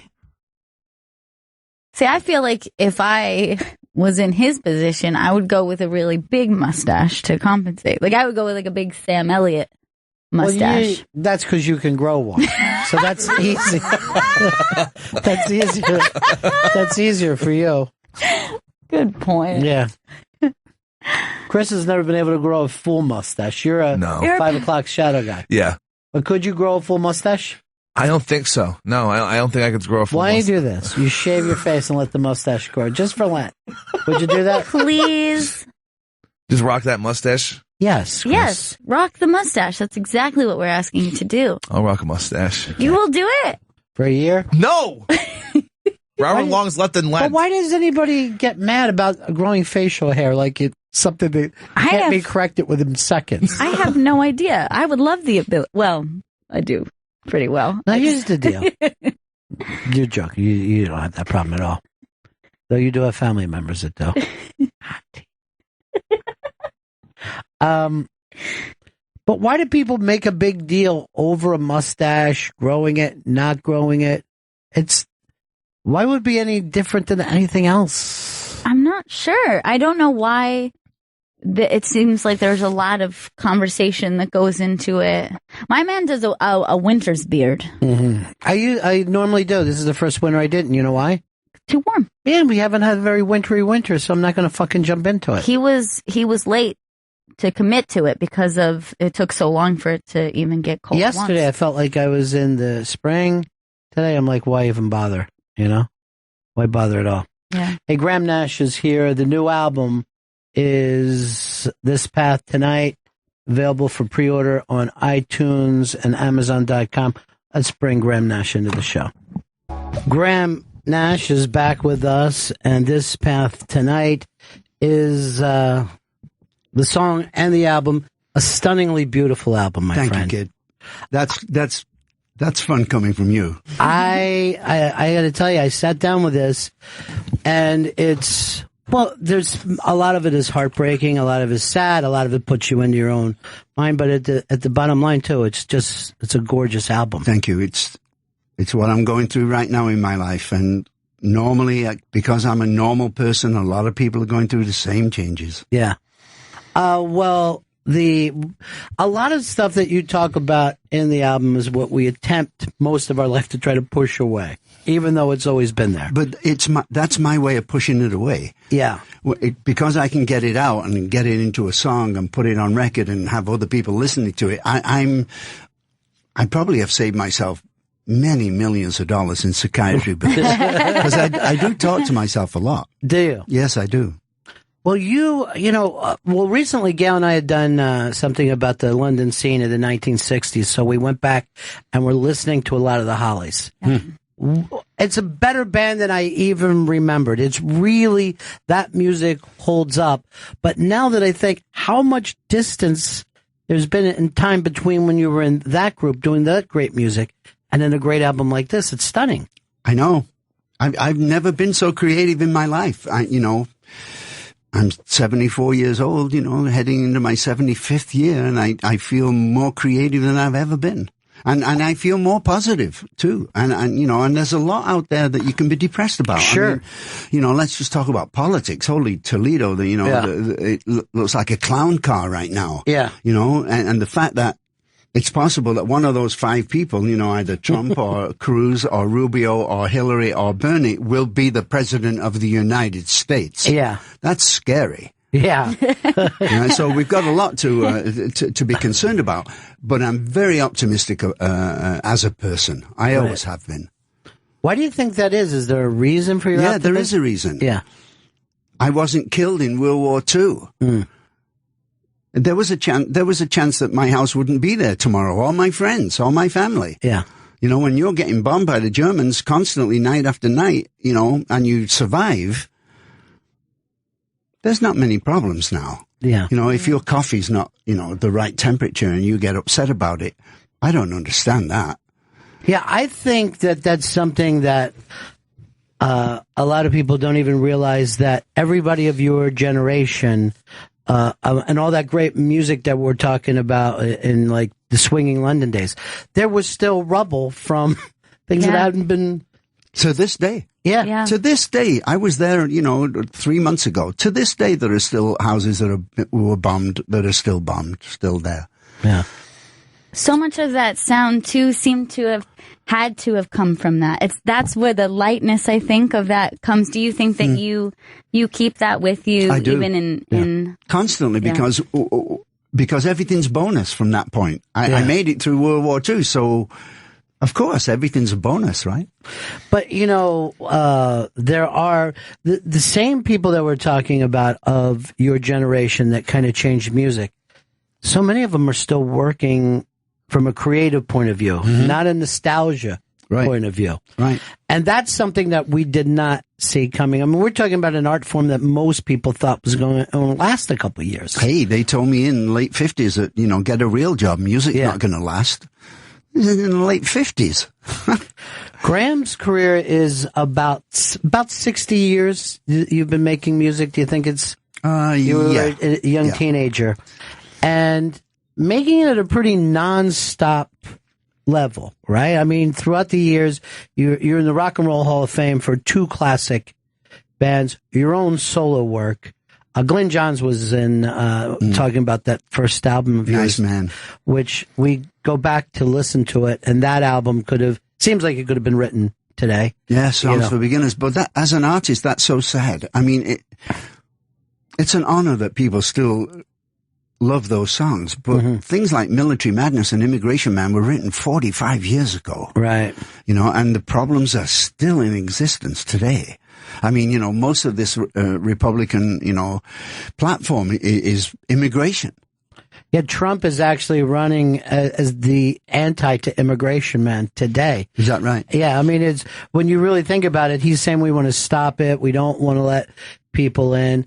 and it's one of the reasons that he's so getting popular, right now, you know? I mean, didn't Ted Cruz this morning swear that he would deport 11 million people? Just think of the physics of that. Then think of the heartbreak with the families, and then think of of the political changes. You want to make. Does he want the Latino vote or not? Right. Because so far Ted Cruz is not getting it. I'm telling you that.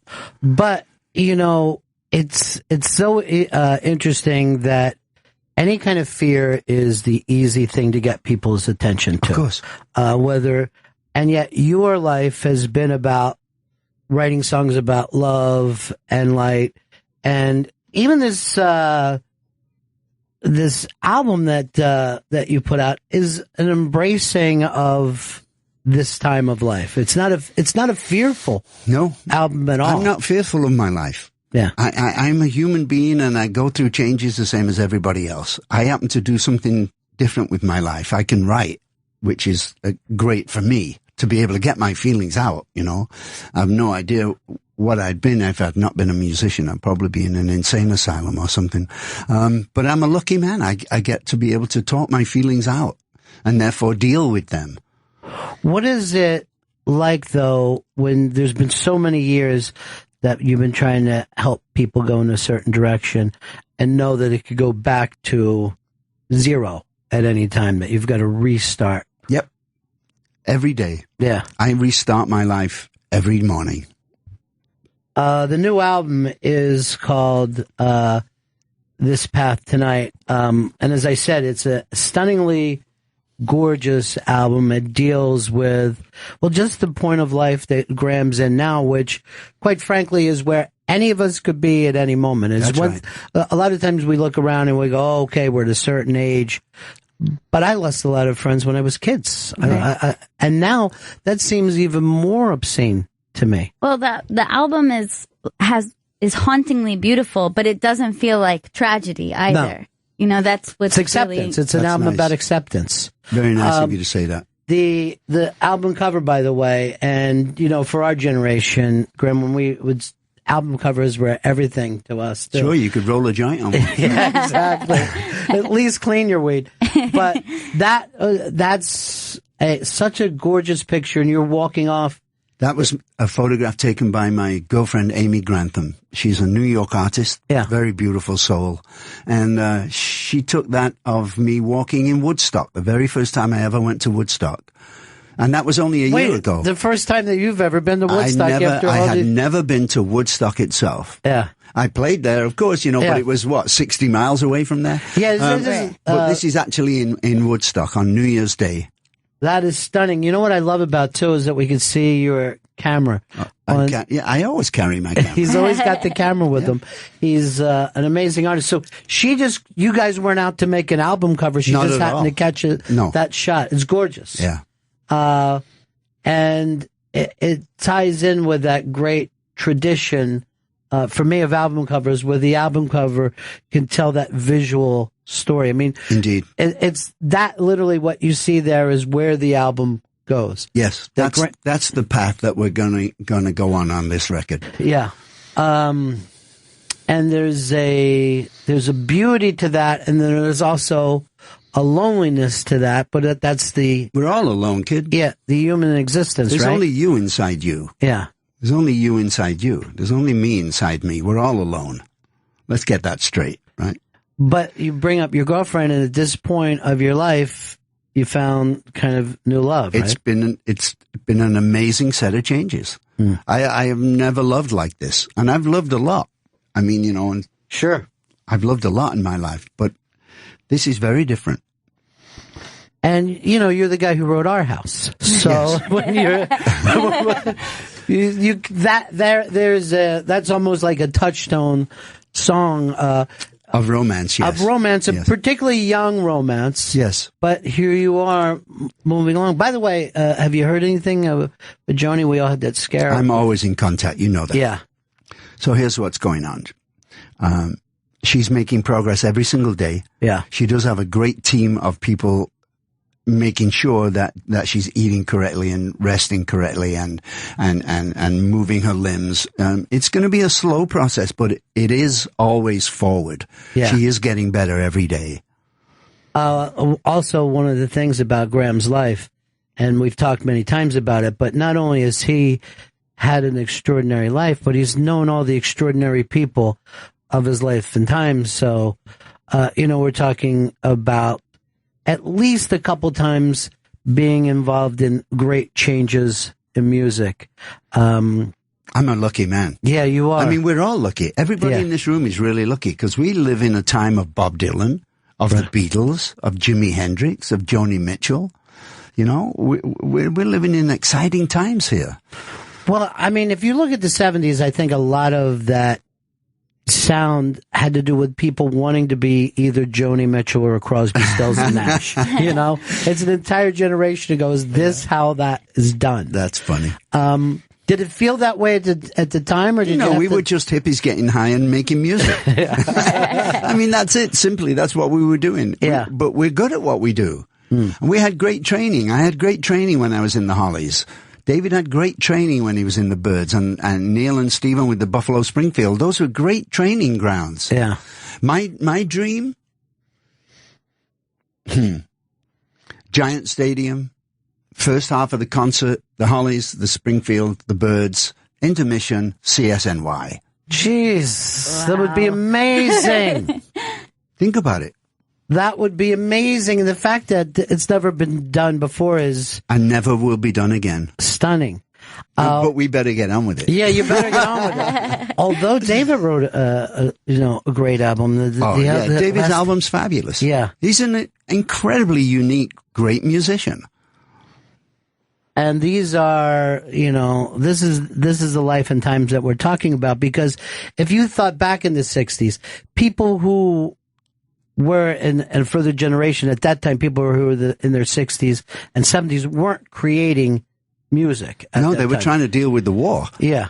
But we used to think there was a finite time for creativity, or we gave creativity to the young, or at most the early middle age. Where now we're looking at it as a lifetime. Absolutely. I mean, just look at Mick Jagger, for instance. I don't think there's anybody more fit than Mick. Yeah. And more energetic and more great at what he does. I mean, he's a perfect example. It used to be that you couldn't trust anybody over 30. Yeah. I mean, where did that go? Well, we're now saying don't trust anyone over 80. I mean, really, some of those guys, I don't know if they trust. I don't know if they know where we're coming from. And I think that's the stunning part of this that no one saw at the time, that this was going to go on and on and on. Here's the basic simplicity. We're just a link in a chain. From the guy or the woman that was banging on a log in a cave 1 million years ago to Lady Gaga. Yeah. Right? And everyone in between. We're just links in a big chain. And this chain is going to be a long one and will continue into the future. And still, as much songwriting as you've done in your life, you never know when the next song comes along. You never know. You never know. And I say that, on stage, that I defy any musician that's in the audience to tell me when the muse of music is going to come visit. Nobody knows. And songs come from the most ordinary places. And I talk about this on stage, particularly with Our House. And I tell him, I took Joni to breakfast at a delicatessen, and going home to her car, we passed an antique store and she looked in the window. She saw a beautiful vase she wanted to buy. On a grey, shitty Los Angeles morning, we go and I say to her, hey, why don't I light a fire and you put some flowers in that vase that you just bought? Well, that's Our House. Yeah. There it is, right there. Now, at one point, you've taken the ordinary and turned it into a song. And the other side of it is you're living a song. You're basically living a song that morning. Yeah. And I lucky. Yeah. That's pretty stunning. And the fact that it isn't just like one great song, it's, this is a thematic album, really. This is a bunch of songs that take us along through the same process. It used to be that albums were just basically a group's singles and maybe a few B-sides, and it was just an added money maker for a record company and for the artist. And then, Pet Sounds and Sgt. Pepper come along, and, Brian Wilson and John and Paul and the boys, thinking that an album could be a journey. Mm-hmm. It didn't have to be just, separate pieces of music just lumped together, that there could be this could be a real journey that you could present with an album, and that's what I've tried to do with every album I've made. And in this case, the bittersweetness of this, I don't know if you've ever, we're sitting around talking, your songs become universal songs, but this might be the most universal thing that you've ever talked about. That's very interesting. Why not? Yeah. Well, Graham, just trying the best I can, just trying to be the best I can be. And you're looking forward to more. Absolutely. And do you think, you brought up that you had this idea of this long day of all the bands playing together that you guys have been with in your life. And it's stunning to even think about that. But is there anybody else part of that would be up for it? Anybody? I don't know. Yeah. It's just an idea I have. I had this idea for years, Who knows? The chances are that CSN and CSNY might never ever play or sing together again. Yeah. It's possible. I doubt it, but it's possible. In terms of CSNY, David has to work it out with Neil. Right. It's those two that are at loggerheads right now. But it may be sorted out. And, I've been here before. It was dead. We're never going to do this again. And then Neil comes to my house. He goes, "Hey, Willie, man, you want to hear these 4 Stevens songs, man? They're fantastic. Look at this, man. Let's go help you make a record." And then we're off and running. And that's how it usually starts. And all you guys write songs differently, too. All of us, yeah, differently. We're very different. None of this should work, but it does. Yeah. Particularly by the time, this is always the amazing thing, Gail, that, Crosby, Stills and Nash was this gigantic band immediately. It was immediate. And then to have Neil join the band, which should have been the worst idea in history, right? You bring in something that worked, you add something that worked perfectly. And then the band was, the American Beatles at the time. As I said, set up the way music was played for at least the next 10, 12 years after We've that. been lucky, kid. Yeah. Well, I'll tell you something that I feel lucky about and I feel proud of is being a fan of yours and having a payoff like this. Fantastic. I'm really proud of this record. I think that Shane Fontaine and Kevin Madigan did a brilliant job with the sound on this record. Well, I want to take you out with, and no one ever knows if when you hear, when a record is new to you, that it'll stay, each song will stay the same. But the song that had me taking a knee was Myself at Last, I think. You know what? You know what happens in the studio, right? Yeah. A couple of hours before the session starts, the engineers go in and they plug everything in and warm all the mics up and all that stuff. And then the band come in and sit down at their instruments and play to make sure that the kick drum is going to the right track right? Myself at Last is the first attempt at the first song we ever did. Is that right? A complete master in one take. And that is just the magic that can happen. And I'll tell you, there's an early chord change in this song that just slays me. Fantastic. Every time. The album, is that, when's the date that it's? April 15. April 15. And it is the brand new album, This Path Tonight. But I want to go out with Myself at Last and say thank you so much, my friend. You're very welcome. Really, really great album, and I'm very, very proud of you. Thank you very much. So, Lexi, I can pay you more than Bonnie does, but, well, I'll treat you worse. That's the problem. It's good to hear. Bonnie McFarland's here. The new book is out, which to me, we talked about this before, the most impressive thing you can do in show business is write a book. You're Better Than Me, a memoir. Now, Bonnie. I like the way you say memoir.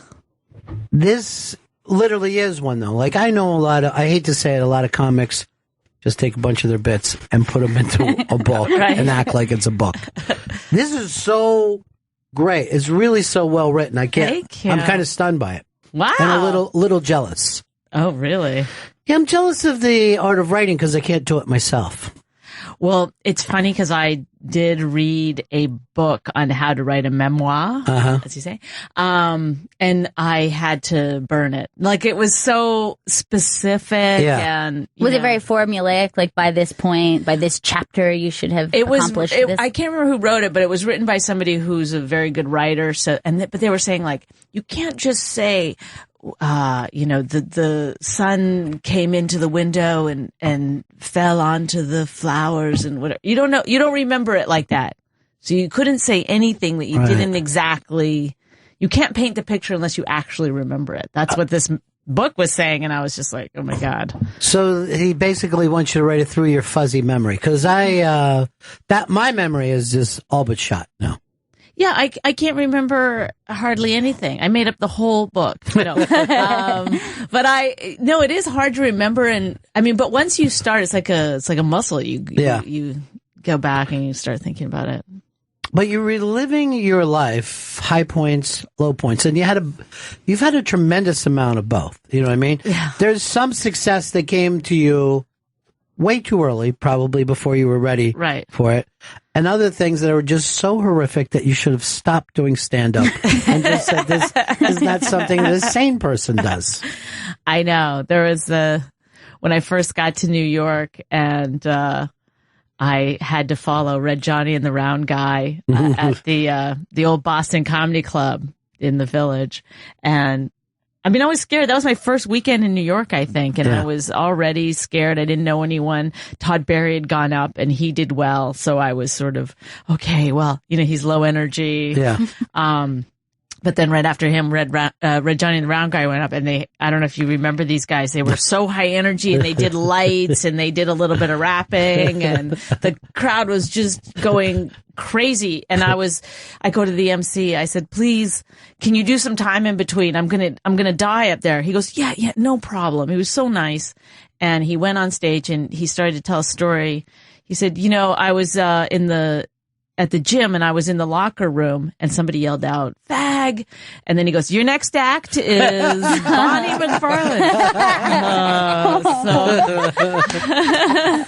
I went on stage and they were booing before I don't know if I could see from my posture that I was so scared. They smelled it. I don't know what it was. And I acted like I didn't care. I was like, whatever, guys. And then I went left and was crying outside of the club. And this comedian came up to me and he goes, he goes, I was like, I gotta go home. I can't do it anymore. This is crazy. And he said, it takes a while to get your New York legs. It happens to everybody who moves here from somewhere else. He goes, it happened to me. It takes a while. I go, where'd you move from?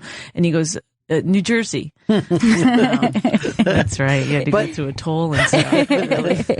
But it's true that it actually even takes a while to live here. You know what I mean? Like, to live here and not be exhausted. I remember when I first moved here, I was just like, why am I so tired trying to deal with this? So I just would get home and crash really hard. Or even when I went to school upstate, and when I would come back, it was like I would have to reteach my body how to be a New Yorker. How to be in New York. Yeah, if you go on vacation, you got to come back and it's like jumping on a really moving carousel. You're like, fuck. Here we go again.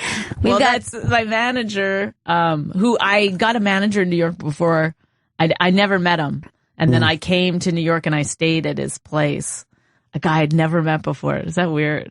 And, but he was sort of showing me everything about the city. And, he said, well, do you know how the subway works? And I was like, I lived in Toronto. I was like, I think I understand a subway.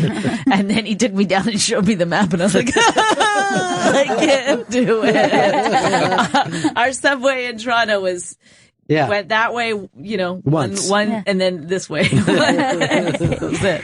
We've got Bonnie McFarland in studio. Bonnie's new book, You're Better Than Me, a memoir. is available now in stores and online. Bonnie is appearing with Jim Gaffigan tonight at the Strand in New York City for her book launch. Event starts at 7 p.m. strandbooks.com for more information. Bonnie's performing at the Stress Factory in New Brunswick, New Jersey, March 3rd through the 5th. And the My Wife Hates Me Valentine's Day special is re-airing tonight at 7 p.m. East on Opie Radio XM 103 Sirius 206. Sweet. Yes. I love it. It's like a victory lap for us because everybody loved that so much. I heard more back from that than anything. It's so great. Yeah, we got to do it again. I would definitely do it again. Will we get other couples? Is that... Yeah, I mean, I've already thought of a ton of other couples. But I was thinking you wouldn't even just need to do couples. You could do like... is there any comedy teams? You could do the Sklar brothers. Well, you know what? That's actually very funny. What was great about that, though, is like you went through so many couples before we settled on those. Yeah. And I know Keith Robinson was supposed to do it before he got sick. And I remember thinking, Keith's going to be there. That's great. I don't have to do too much. Yes. I'll just say something and stand back for a while. But everybody killed. Yeah, all those couples kills. Every time somebody, like right at the beginning, you know, I don't know if it was the first question or whatever had happened and the audience was having, I was like, I just started to relax. Right. I was like, okay, it's working. This is good. Well, Rich brought up that there was a couple of people that we were watching them just die for an hour. Right in the front. There were some guys that were like, It was so much fun. Like, where I was sitting, I could see the whole audience. And right from the beginning, watching everyone erupt like that, I was like, nice. Well, you know what else is weird? To be in a show and be laughing that much yourself. So I was laughing so much, and I was smacking Rich on the back so much. You were. Every time he got off the line, I would just, But he fucking slays me, which isn't fair, but I can't sit next to him next time. But I was just pushed him. Finally, he's like, dude, seriously, it's starting to hurt. Well, he had that cyst removed on his back. Do you know about that? No. Oh, God. I was slapping him in the cyst? Well, he was like, he always is trying, you know, I always have to look for cancer. Sure, he worries. And so I said, no, it's a zit. And I squeezed it and it was like never ending. It was, it was so great.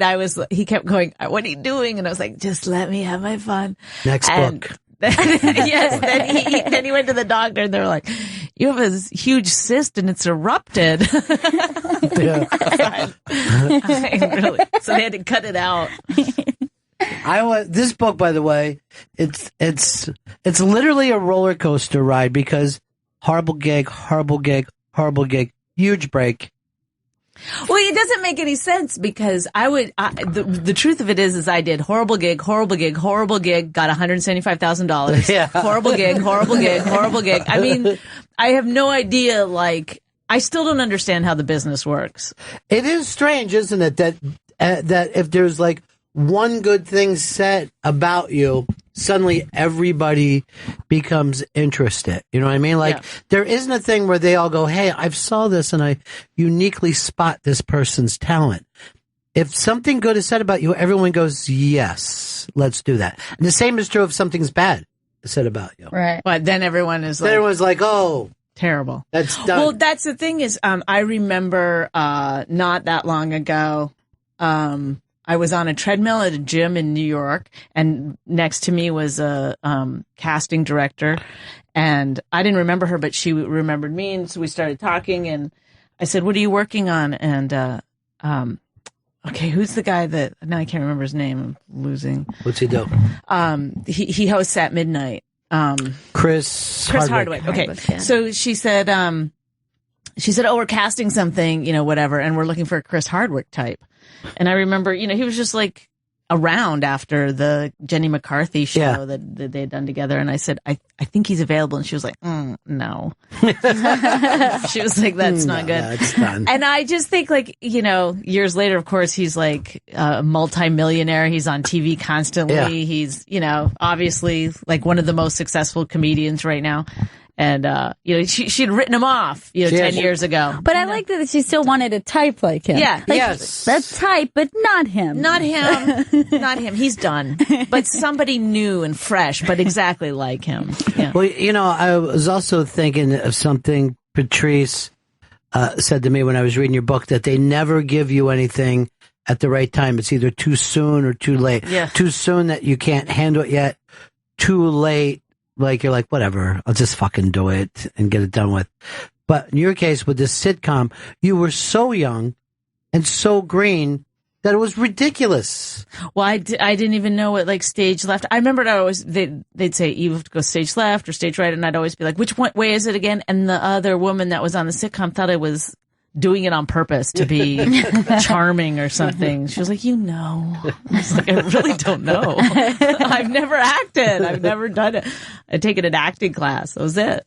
People always assume that comedians can just go in and play themselves, you know? Right. It's got to be a very different muscle, though. But you also don't realize how many comics, even when they're doing their own act, are changing it out of boredom or whatever every single night, shaking it up.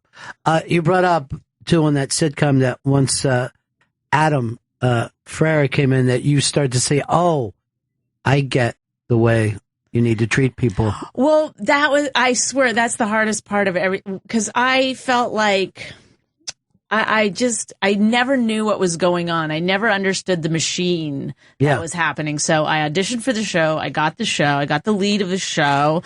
I was embarrassed, if you can believe it, for getting the lead. I was like, oh, my friends are going to think I'm such a sellout. You know, I don't know why. I was like, I was hanging out with the alt crowd. It was so cool. I was like, oh, so I didn't tell anyone. And,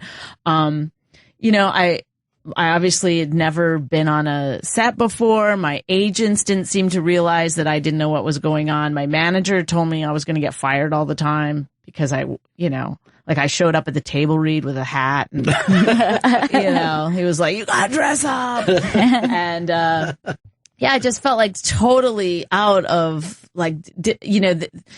just everything seemed so crazy to me the way that, and then when Adam showed up, who was another comedian, and he just gave everybody hugs constantly. They loved him so much, and I was like, okay. He was just in here a couple days ago, and I told him that you said nice things about him in the book, but I hadn't seen him for a long time, and I probably only met him a few times, but he came in and grabbed me and he hugged me and goes like this, how's everything with you, man? Family? Yes. He's like this, the family okay? Good, man.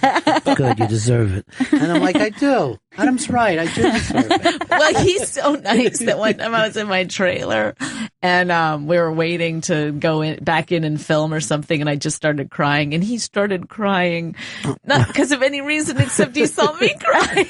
That's so sweet. Is that what women want us to cry along? Is that it? Is that what I'm missing? Wouldn't hurt once in a while. Unless we really don't want you to cry in that moment, and then we'll treat you like shit. You be strong for me. I can't now. It's crying time. It's not about you. I think I could probably cry. Is that it? Is that how you cry? When's the last time you cried? I would probably say when Brian Piccolo died. Gail Sayers, the movie Brian's Song. Oh my God, that perfectly acceptable movie to cry to. Was that like 30 years ago? A white guy and a black guy are together and they share a room. And then the white guy dies of all shock. I thought for sure when I watched the movie, it would be the black guy would die. Bonnie McFarland is in studio with us. Bonnie's new book, You're Better Than Me, a memoir, is available now in stores and online. Bonnie is appearing tonight with Jim Gaffigan at the Strand in New York City for her book launch. The event starts at 7 p.m. Go to strandbooks.com for more information. Now, is he going to kind of interview you in front of the audience? Is that how that works? I guess so. You're like an author. Yes, I'll be the author. I'll wear my glasses. But you know what's weird is that when you write a book, HarperCollins wants you to utilize all your famous friends. Mm-hmm. So they're constantly asking you like that to get somebody to blurb it. So it's like so humiliating to be like, can you, like, especially a blurb, because you're like, can you please read my book and then write something nice about me? It's really important, but. Who are your early blurbs on here? Did you for the first one? Well, Colin and Bill, I asked them to blurb it, and they were like, yeah, send me the book. And, you know, they're such jerks. They wanted to read it. And then they blurbed it, but they were too late to get it on the cover of the book. But my friend Jill Soloway, who's in the book too, she wrote Transparent. She's the executive creator of Transparent. Very cool. So she blurbed it, thank God, in a timely fashion. Yeah. But Bill wrote me something really nice. It was crazy. That'll be for the next edition. But so I just have it at home to look at. When you're fighting with Rich, just read that to him. Well, that's when after I showed Rich what Bill wrote, that's when Rich started reading it. Right. Rich is on page 120. Well, he was on a page 100 when we did the Valentine's Yeah, Day. so he's only picked up 20 pages. 20 pages. I'm telling you, I went through it. I went through it strongly, though. I was really, really into it. You come up with something in the book that most people don't talk about. It's about kids bullying and how it feels good to be a bully. And no one ever says that, but it's true. And I remember being a little kid when I wasn't being bullied by the older kids. I was spending my time bullying younger kids. Mm-hmm. It was like this weird daisy chain that went on. But it does feel good to know that somebody else is getting the boots put to them. Yeah, especially if you're getting laughs. I mean, oh yeah. I mean, if you're getting laughs, people are around you. This is the first laughs that you get when you're a child. That person's poor. Yes. I didn't realize have a mommy. Yeah. We had this friend who's had a stepmom, which was still somewhat weird in my neighborhood for anyone to have a stepmom. And we would say to him, "Why don't you go home and fuck your Peggy?" Was our big funny line, and then we would laugh our asses off.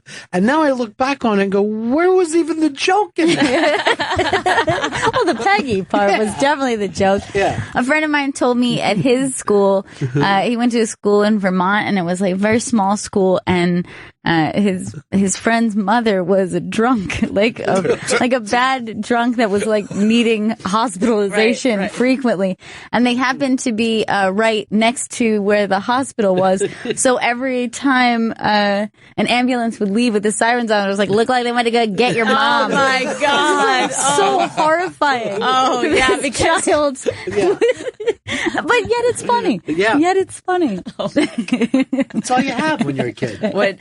Well, now they bully people who are inappropriate. The other kid. They'll be like, "You're a racist." I mean, little 8-year-olds love, if I say anything, Raina's like, "You're a racist." I don't know how they... If you bring up color at all, under any circumstances. So, but I guess there's this kid in her class that's kind of bad, and she goes, "He's always in trouble and no one likes him." I go, "What does he say?" She goes, "Well, he said to my friend Ariana, he called her a penis." And I just thought, what a great thing to say to a girl, It's just like, how come we haven't been using that all along? Don't be such a penis. You're such a penis. God. But in your school, it actually turned physical. I mean, you were in fights. We had actual, it wasn't just me in fights. It was just always people were fighting. Yeah. And your parents expected you to punch. Oh yeah, my kick. Dad sort of showed me a couple of moves in the garage, Always, it was always like it was never go looking for a fight, never turn one down. Right.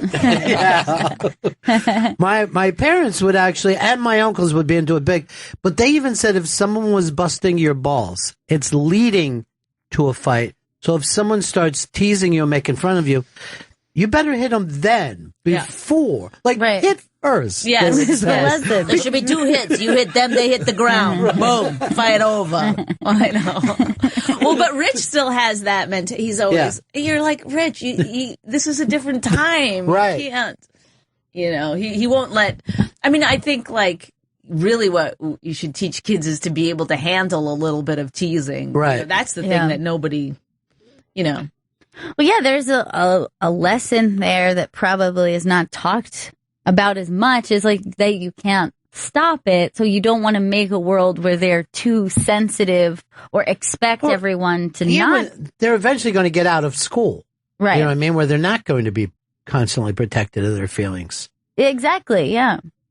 And then you can't break down because you can't jump in front of a train because somebody called you names. That's the thing. Right. You got to learn that fuck what they said. But that is off the table now. It's like the rest of the world has to change to protect these children. And I kind of feel for them, you know? What? I worry about the fact that they're going to, they do tend to think that words are so important that they should go lay down because someone said something bad about them on the internet. Well, no, I think honestly it's you're sort of rewarded for being a victim. So any chance you can, I mean, any TV show like American Idol or any of those shows, I mean, that's your bread and butter is how much of a victim were you? This is going to get you votes. Yeah. You know, so people look for it. So if you're being mean to me, great, thank you, because now I've got something. You know, if I went through life without anybody, you know, being mean to me, what do I have? I don't have anything to sell the world. Well, any of these parents who, you know, their kid commits suicide because they were bullied. You easily could take that same lesson. You're like, I want to go to the media and let people know. They could have taken that to, hey, it's not that bad. He must have thought that it was bad. Right. This is what happens when you tell your kid that it's the biggest thing in the world. You could say that just as much as bullying is It's just horrible. like when Asian kids throw themselves in front of a You're train. such a racist. But seriously, if they get a B, they try to fucking kill themselves. Right. Well, because they know their parents are they've disappointed their parents. But my thing was, if I passed, my parents were very fucking happy at all. Yeah. You know what I mean? They were like, you pass. Right. That's all we're asking you to do is pass. Don't be held back. So I didn't know that there was pressure to getting anything. Well, getting an A was out of the fucking, just, it wasn't on the table at all. Reaching for the stars. That didn't happen. That would be like telling me when I was a kid, you will have a phone that you'll be able to carry around in your pocket. No, I'll never live so long for this to happen. I was in a cab the other night. It was actually when we were on the way to go see Big J's taping, and I was in the cab. The cab driver was very chatty, and he wanted to talk about his son, who he was seemingly proud of, kind of, but mostly he was complaining. Just like saying, yeah, he went to Stuyvesant, and yeah, he's like on a Fulbright scholarship at NYU, but he's really distracting himself with hip hop dance. And I was like, this is a movie waiting to happen. Like overbearing Middle Eastern dad who won't let his son hip hop dance. And this kid sounds phenomenal. He's like a but what if you saw, smart. like you think when you're, you know, describing it, I don't know. I mean, I think the kid's really good at hip hop dance, but what if he's just terrible and the dad knows? The dad, like, it has nothing to do with the fact that it's hip hop dance. But even it was really funny because he said his daughter, he found his Facebook, he creeped onto his Facebook and saw that he had been in this competition, and then he had to ask his sister, like, what is the meaning of this? And she's like, he's really good. Let him dance. But he was still being the stereotypical dad, like, no son of mine is gonna you need your education. Yeah, I think that you have two personalities, the personality that you show your family and then your personality out on the street with your friends. I was completely different when I walked through that door in either direction. Right. I was seriously Bruce Wayne and Batman my entire... But what were you like to your family? Like, were you nicer to them, or were you more... I was much nicer. I was a ball buster with my friends. Like, even like when I got the class clown thing, my parents called up my cousin and said, what is this about? Who is he? Yeah. And my cousin like, oh, he's really funny. Like at parties, he's really funny. And they're just like, funny how? What are you saying to us? Is he like a clown out there? Like an idiot with our family name? Or you're just like super polite around your family? Yeah, I think I was distant and quiet and knowing like, hey, this is how I am here. It's kind of interesting because I went to visit my grandparents this summer. Yeah. And somehow that had come up. And my grandmother said, that he, he's always been funny, and that he got class clown. And then she said, don't tell him I told you because he's secretive about it. And I was like, I think that was a secret for you. I don't know if he would mind me knowing. Like, I knew that she remembered that there was secrets somehow Still involving that. embarrassing to him that the community called him a clown. Very funny. But it's hard for your family to think you're funny, I think. They somehow... I would say in this case it was, but the only thing I did with my dad used to have a thing with the dinner table that everybody had to say what happened with them that day. Oh, that's kind of great. It really was. It was fantastic. And because I was younger, I would watch my sister and brother while I was putting together my thing. And a lot of times I just flat out lied. I just came up with a factual, pretty interesting thing went down today. Another thing that they busted me on when I was a little kid in first grade is that I had a black friend and would never say his name, right? So I'd be like, me, Anthony, Robbie, and some kid all went out to the thing, right? And we say what we were doing and how some kid got in trouble and how funny it was. And then, my parents went to the first PTA meeting and my teacher said, you realize that Ronnie has a black friend. This is how weird fucking the Philadelphia area is. Probably not that different today, to be totally honest with you. Different. The boy that's bust in is friends with him. They like to run outside to see who's faster. And so the day would come home and they would bust my balls about it. Go, what's that kid's name? Who's that kid again that you brought up? And I would be panicking and trying to lie my way out of it. Why? That's so crazy. I thought that they would be really upset if they thought that I was race mixing in any way. Well, my father tells a story about how before he met my mom, he dated a black woman, and her mother and father sat him down and said, this has gone far enough. This is it. Please. You had your fun. Yes. It's over now. The little experiment is over. Bonnie McFarland is in studio with us. Bonnie's new book, You're Better Than Me, a memoir, is available now in stores and online. And Bonnie is appearing tonight with Jim Gaffigan at the Strand for her book launch. Event starts at 7 p.m. strandbooks.com for more information. You know what's great about the book, too, is writing funny is different than being funny. You can come in here and you're a very funny person, but presenting that in writing it's a whole different game. Well, it was really a learning experience. I mean, I've written essays and stuff like that, but I never obviously wrote a book before. And, what I did was I would just try to write a chapter basically as fast as I could, just anything that came to me of that time period, try to get it out. And then I would have to go back and just rewrite because it's hard you can't just write comedy like that. Yeah. It used to be the way that comedy was presented. You know what I mean? There was a time, in the 1930s, where this would be the same as having an HBO special. You know what I mean? You'd be I put it all together, got it, and off we go. And then you would spend your time going around the country reading those stories to people. And I would imagine those people, well, probably not 100% across the board, but I bet if that comes more naturally to you, then you would come off maybe just witty in conversation, or smart, as opposed to quick and funny in that same way. Yeah. Normally there's people who'd sit around and just get a job as a critic and just write off mean, funny things about how terrible something they saw was. But it was really about them. Well, also nobody read the book. Not one person. My editor read the book, and I found out later that Anthony Bourdain had been reading as I went along because he was one of the publishers, and it's his publishing company, Echo, through HarperCollins, but. I didn't have anybody to bounce it.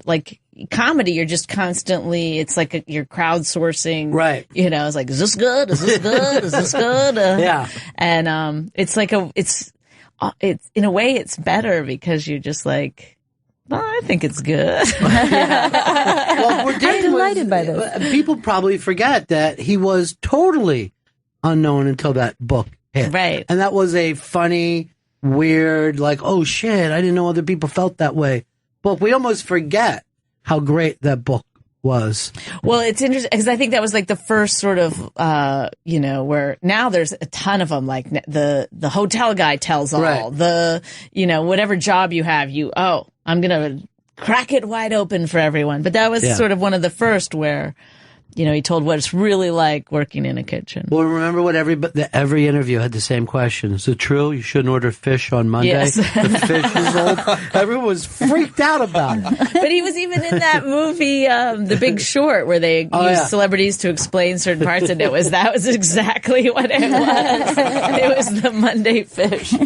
Well, this, for people who have never done comedy, one of my favorite parts of it is like when you're just working these tough northern Canada towns, feeling, I guess, at the time like you're in show business. Yeah. That's when you just start saying, I'm a comedian. Yeah. But you're just going to these places that are just so rough doing these one-nighters. Well, it's like a crazy thing is that really until I started going on the road with Rich, I didn't realize like the headliner had something to do with how many people were in the audience. Right. Like it never occurred to me before that you're bringing your own audience. Because for so many years I worked these rooms where your name might not even be on the marquee or anything. Comedy. It's just comedy, and people would just come and they don't know what they're coming to see, and you just got to get up there and do your thing.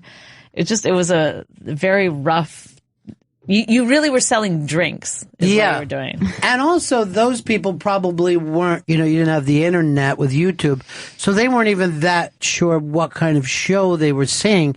It could have just said entertainment. Yes. Yes. Leave your home for entertainment. Well, I did go on the road with a guy who was like a juggler, and he had like a unicycle, and he did all this kind of stuff, and one time the stage broke open when he was on it. I mean, but, there was no like sort of differentiation. Is that the word? Yeah. Between, what he was doing and what I was doing, or, just this is, something we're doing. Yeah. So you're new at this art form, and then your initial audience are people who fish, for weeks at a time. Yes. Just people you're like, well, I hope this hits with them. It's really such a difficult thing to start as a stand-up. It's crazy. It is. And then, the truth of it is that going on the road to become a stand-up and doing these one-nighters and stuff is 100% different than doing stand-up like on a Letterman or something. Sure. It's a totally different art form, So if you're honing your act to be good on the road, then they're probably not going to use you on Letterman. Like it's, So if you want to make that living, you're working in between New York and LA. There's a lot of terrific people who go out there and bust their ass every night and never come into Los Angeles or New York. And they've been out for 20 years. Yeah, and some of them are amazing. And I always think about those guys that are probably like, they're killing it every night. Right. And then they're like, why is that person, there's a person who's reading jokes off a paper that's getting on HBO, Yeah, somebody who's like 23 years old is suddenly, hey, we've got a young comedian coming out there. No wonder they're filled with hate. Yes. Right. Because that thing of, living in hotel rooms for years at a time is tough. Do you think that makes it more competitive for comedians than even any other art form? Do you think because there's only so many spots? There's only so many spots. And then also it's just you're, like it or not, you're kind of selling yourself or a version of yourself. Do you think that makes it more so? Because it always seems like it's very... Well, it's competitive because, you're not... I mean, it's, there's other similar art forms where you're doing it with other people, like improv or sketch or something. And then you have these people around to sort of like pat you in the back or lift you up when you feel down, or, maybe you can blame that guy instead of blaming yourself. But it's just all on you all the time. And so even like this last weekend, at the stand, I get so frustrated, it's so hard. You never feel like, I got it now. Yeah. You have a good weekend and you're like, nailed it. I get it. Now I know what I'm doing. Yeah. Now I know what I'm doing. And then you go on the next show and they just look at you like you're, crazy person. And you're like, oh, what? You're back at square one. You're back. Well, here's the other thing too, is like, even if you kill, you have no one to celebrate with. Like if you're in a play, the play like, we're great. You're in a band, everybody's, putting champagne on each other. But a comic could kill. And, he's with somebody who did okay. You know what I mean? That's really the only time you do feel good. Because if everyone kills, you brought it all back down to zero. Then you're like, well, it's a great audience. Yeah, these laughing monkeys. Anything could have happened. But Rich always says when a comedian comes upstairs and sits at the table and goes, that's a good audience. He's really like wanting to let everyone know that he did really well. That's a good audience. Bonnie McFarland is in studio with us. Bonnie's new book, You're Better Than Me, a memoir, is available now in stores and online. Bonnie's appearing with Jim Gaffigan tonight at the Strand in New York City for her book launch. The event starts at 7 p.m. strandbooks.com for more information. And Bonnie's performing at the Stress Factory in New Brunswick, New Jersey, March 3rd through the 5th. And the My Wife Hates Me Valentine's Day special is airing tonight at 7 p.m. East on Opie Radio, XM 103, Sirius 206. I think one of the things that's interesting, too, that's so different from the way you came up is being from Canada. And Canada wants to promote Canadians, so there's a chance for you to get things, I think, earlier. In Canada? In Canada, yeah. That there's TV that, Tom Green got his show started very young in Canada. And people, Jim Carrey worked there for a while before he came, he was really young, too, I think, when he was doing well in Canada. I don't know. I mean, the clubs there don't promote individuals. They promote comedy. Because they don't want to pay anyone anymore than the next guy. So, they in a way, they do try to put a cap on it, so you're not, it's socialism. Yeah, right. It's social. Everyone's good. But there is a way, to be in Canada and be able to get a radio show that's national or a TV spot that's national. And then a lot of those people use it just to leave Canada. You know what I mean? Right. To, get that experience. But you were pretty early on when you got the shot, right? So I came to America. My goal was to come to America. I mean, I've just always been like, well, this place doesn't like me. Let me go to the next place. Come to New York. Well, fuck New York. I'm going to L.A. And then I went to Japan for a while. No. So I called Caroline's Comedy Hour and asked them if I could be on the show. And so funny. The guy made me do jokes for him over the phone, and I did, and he was like, well, okay. Gave me the show. So then I came to New York and did Caroline's Comedy Hour. I think it was the last season of it. I think I might have been on the last show of the last season and bombed really bad. It was just awful. There was after the show, they make you go back on stage so they can get the opening credits. So so when they're like, and appearing tonight, Bonnie McFarland, and then there's a thing of you standing on stage smiling and, whatever.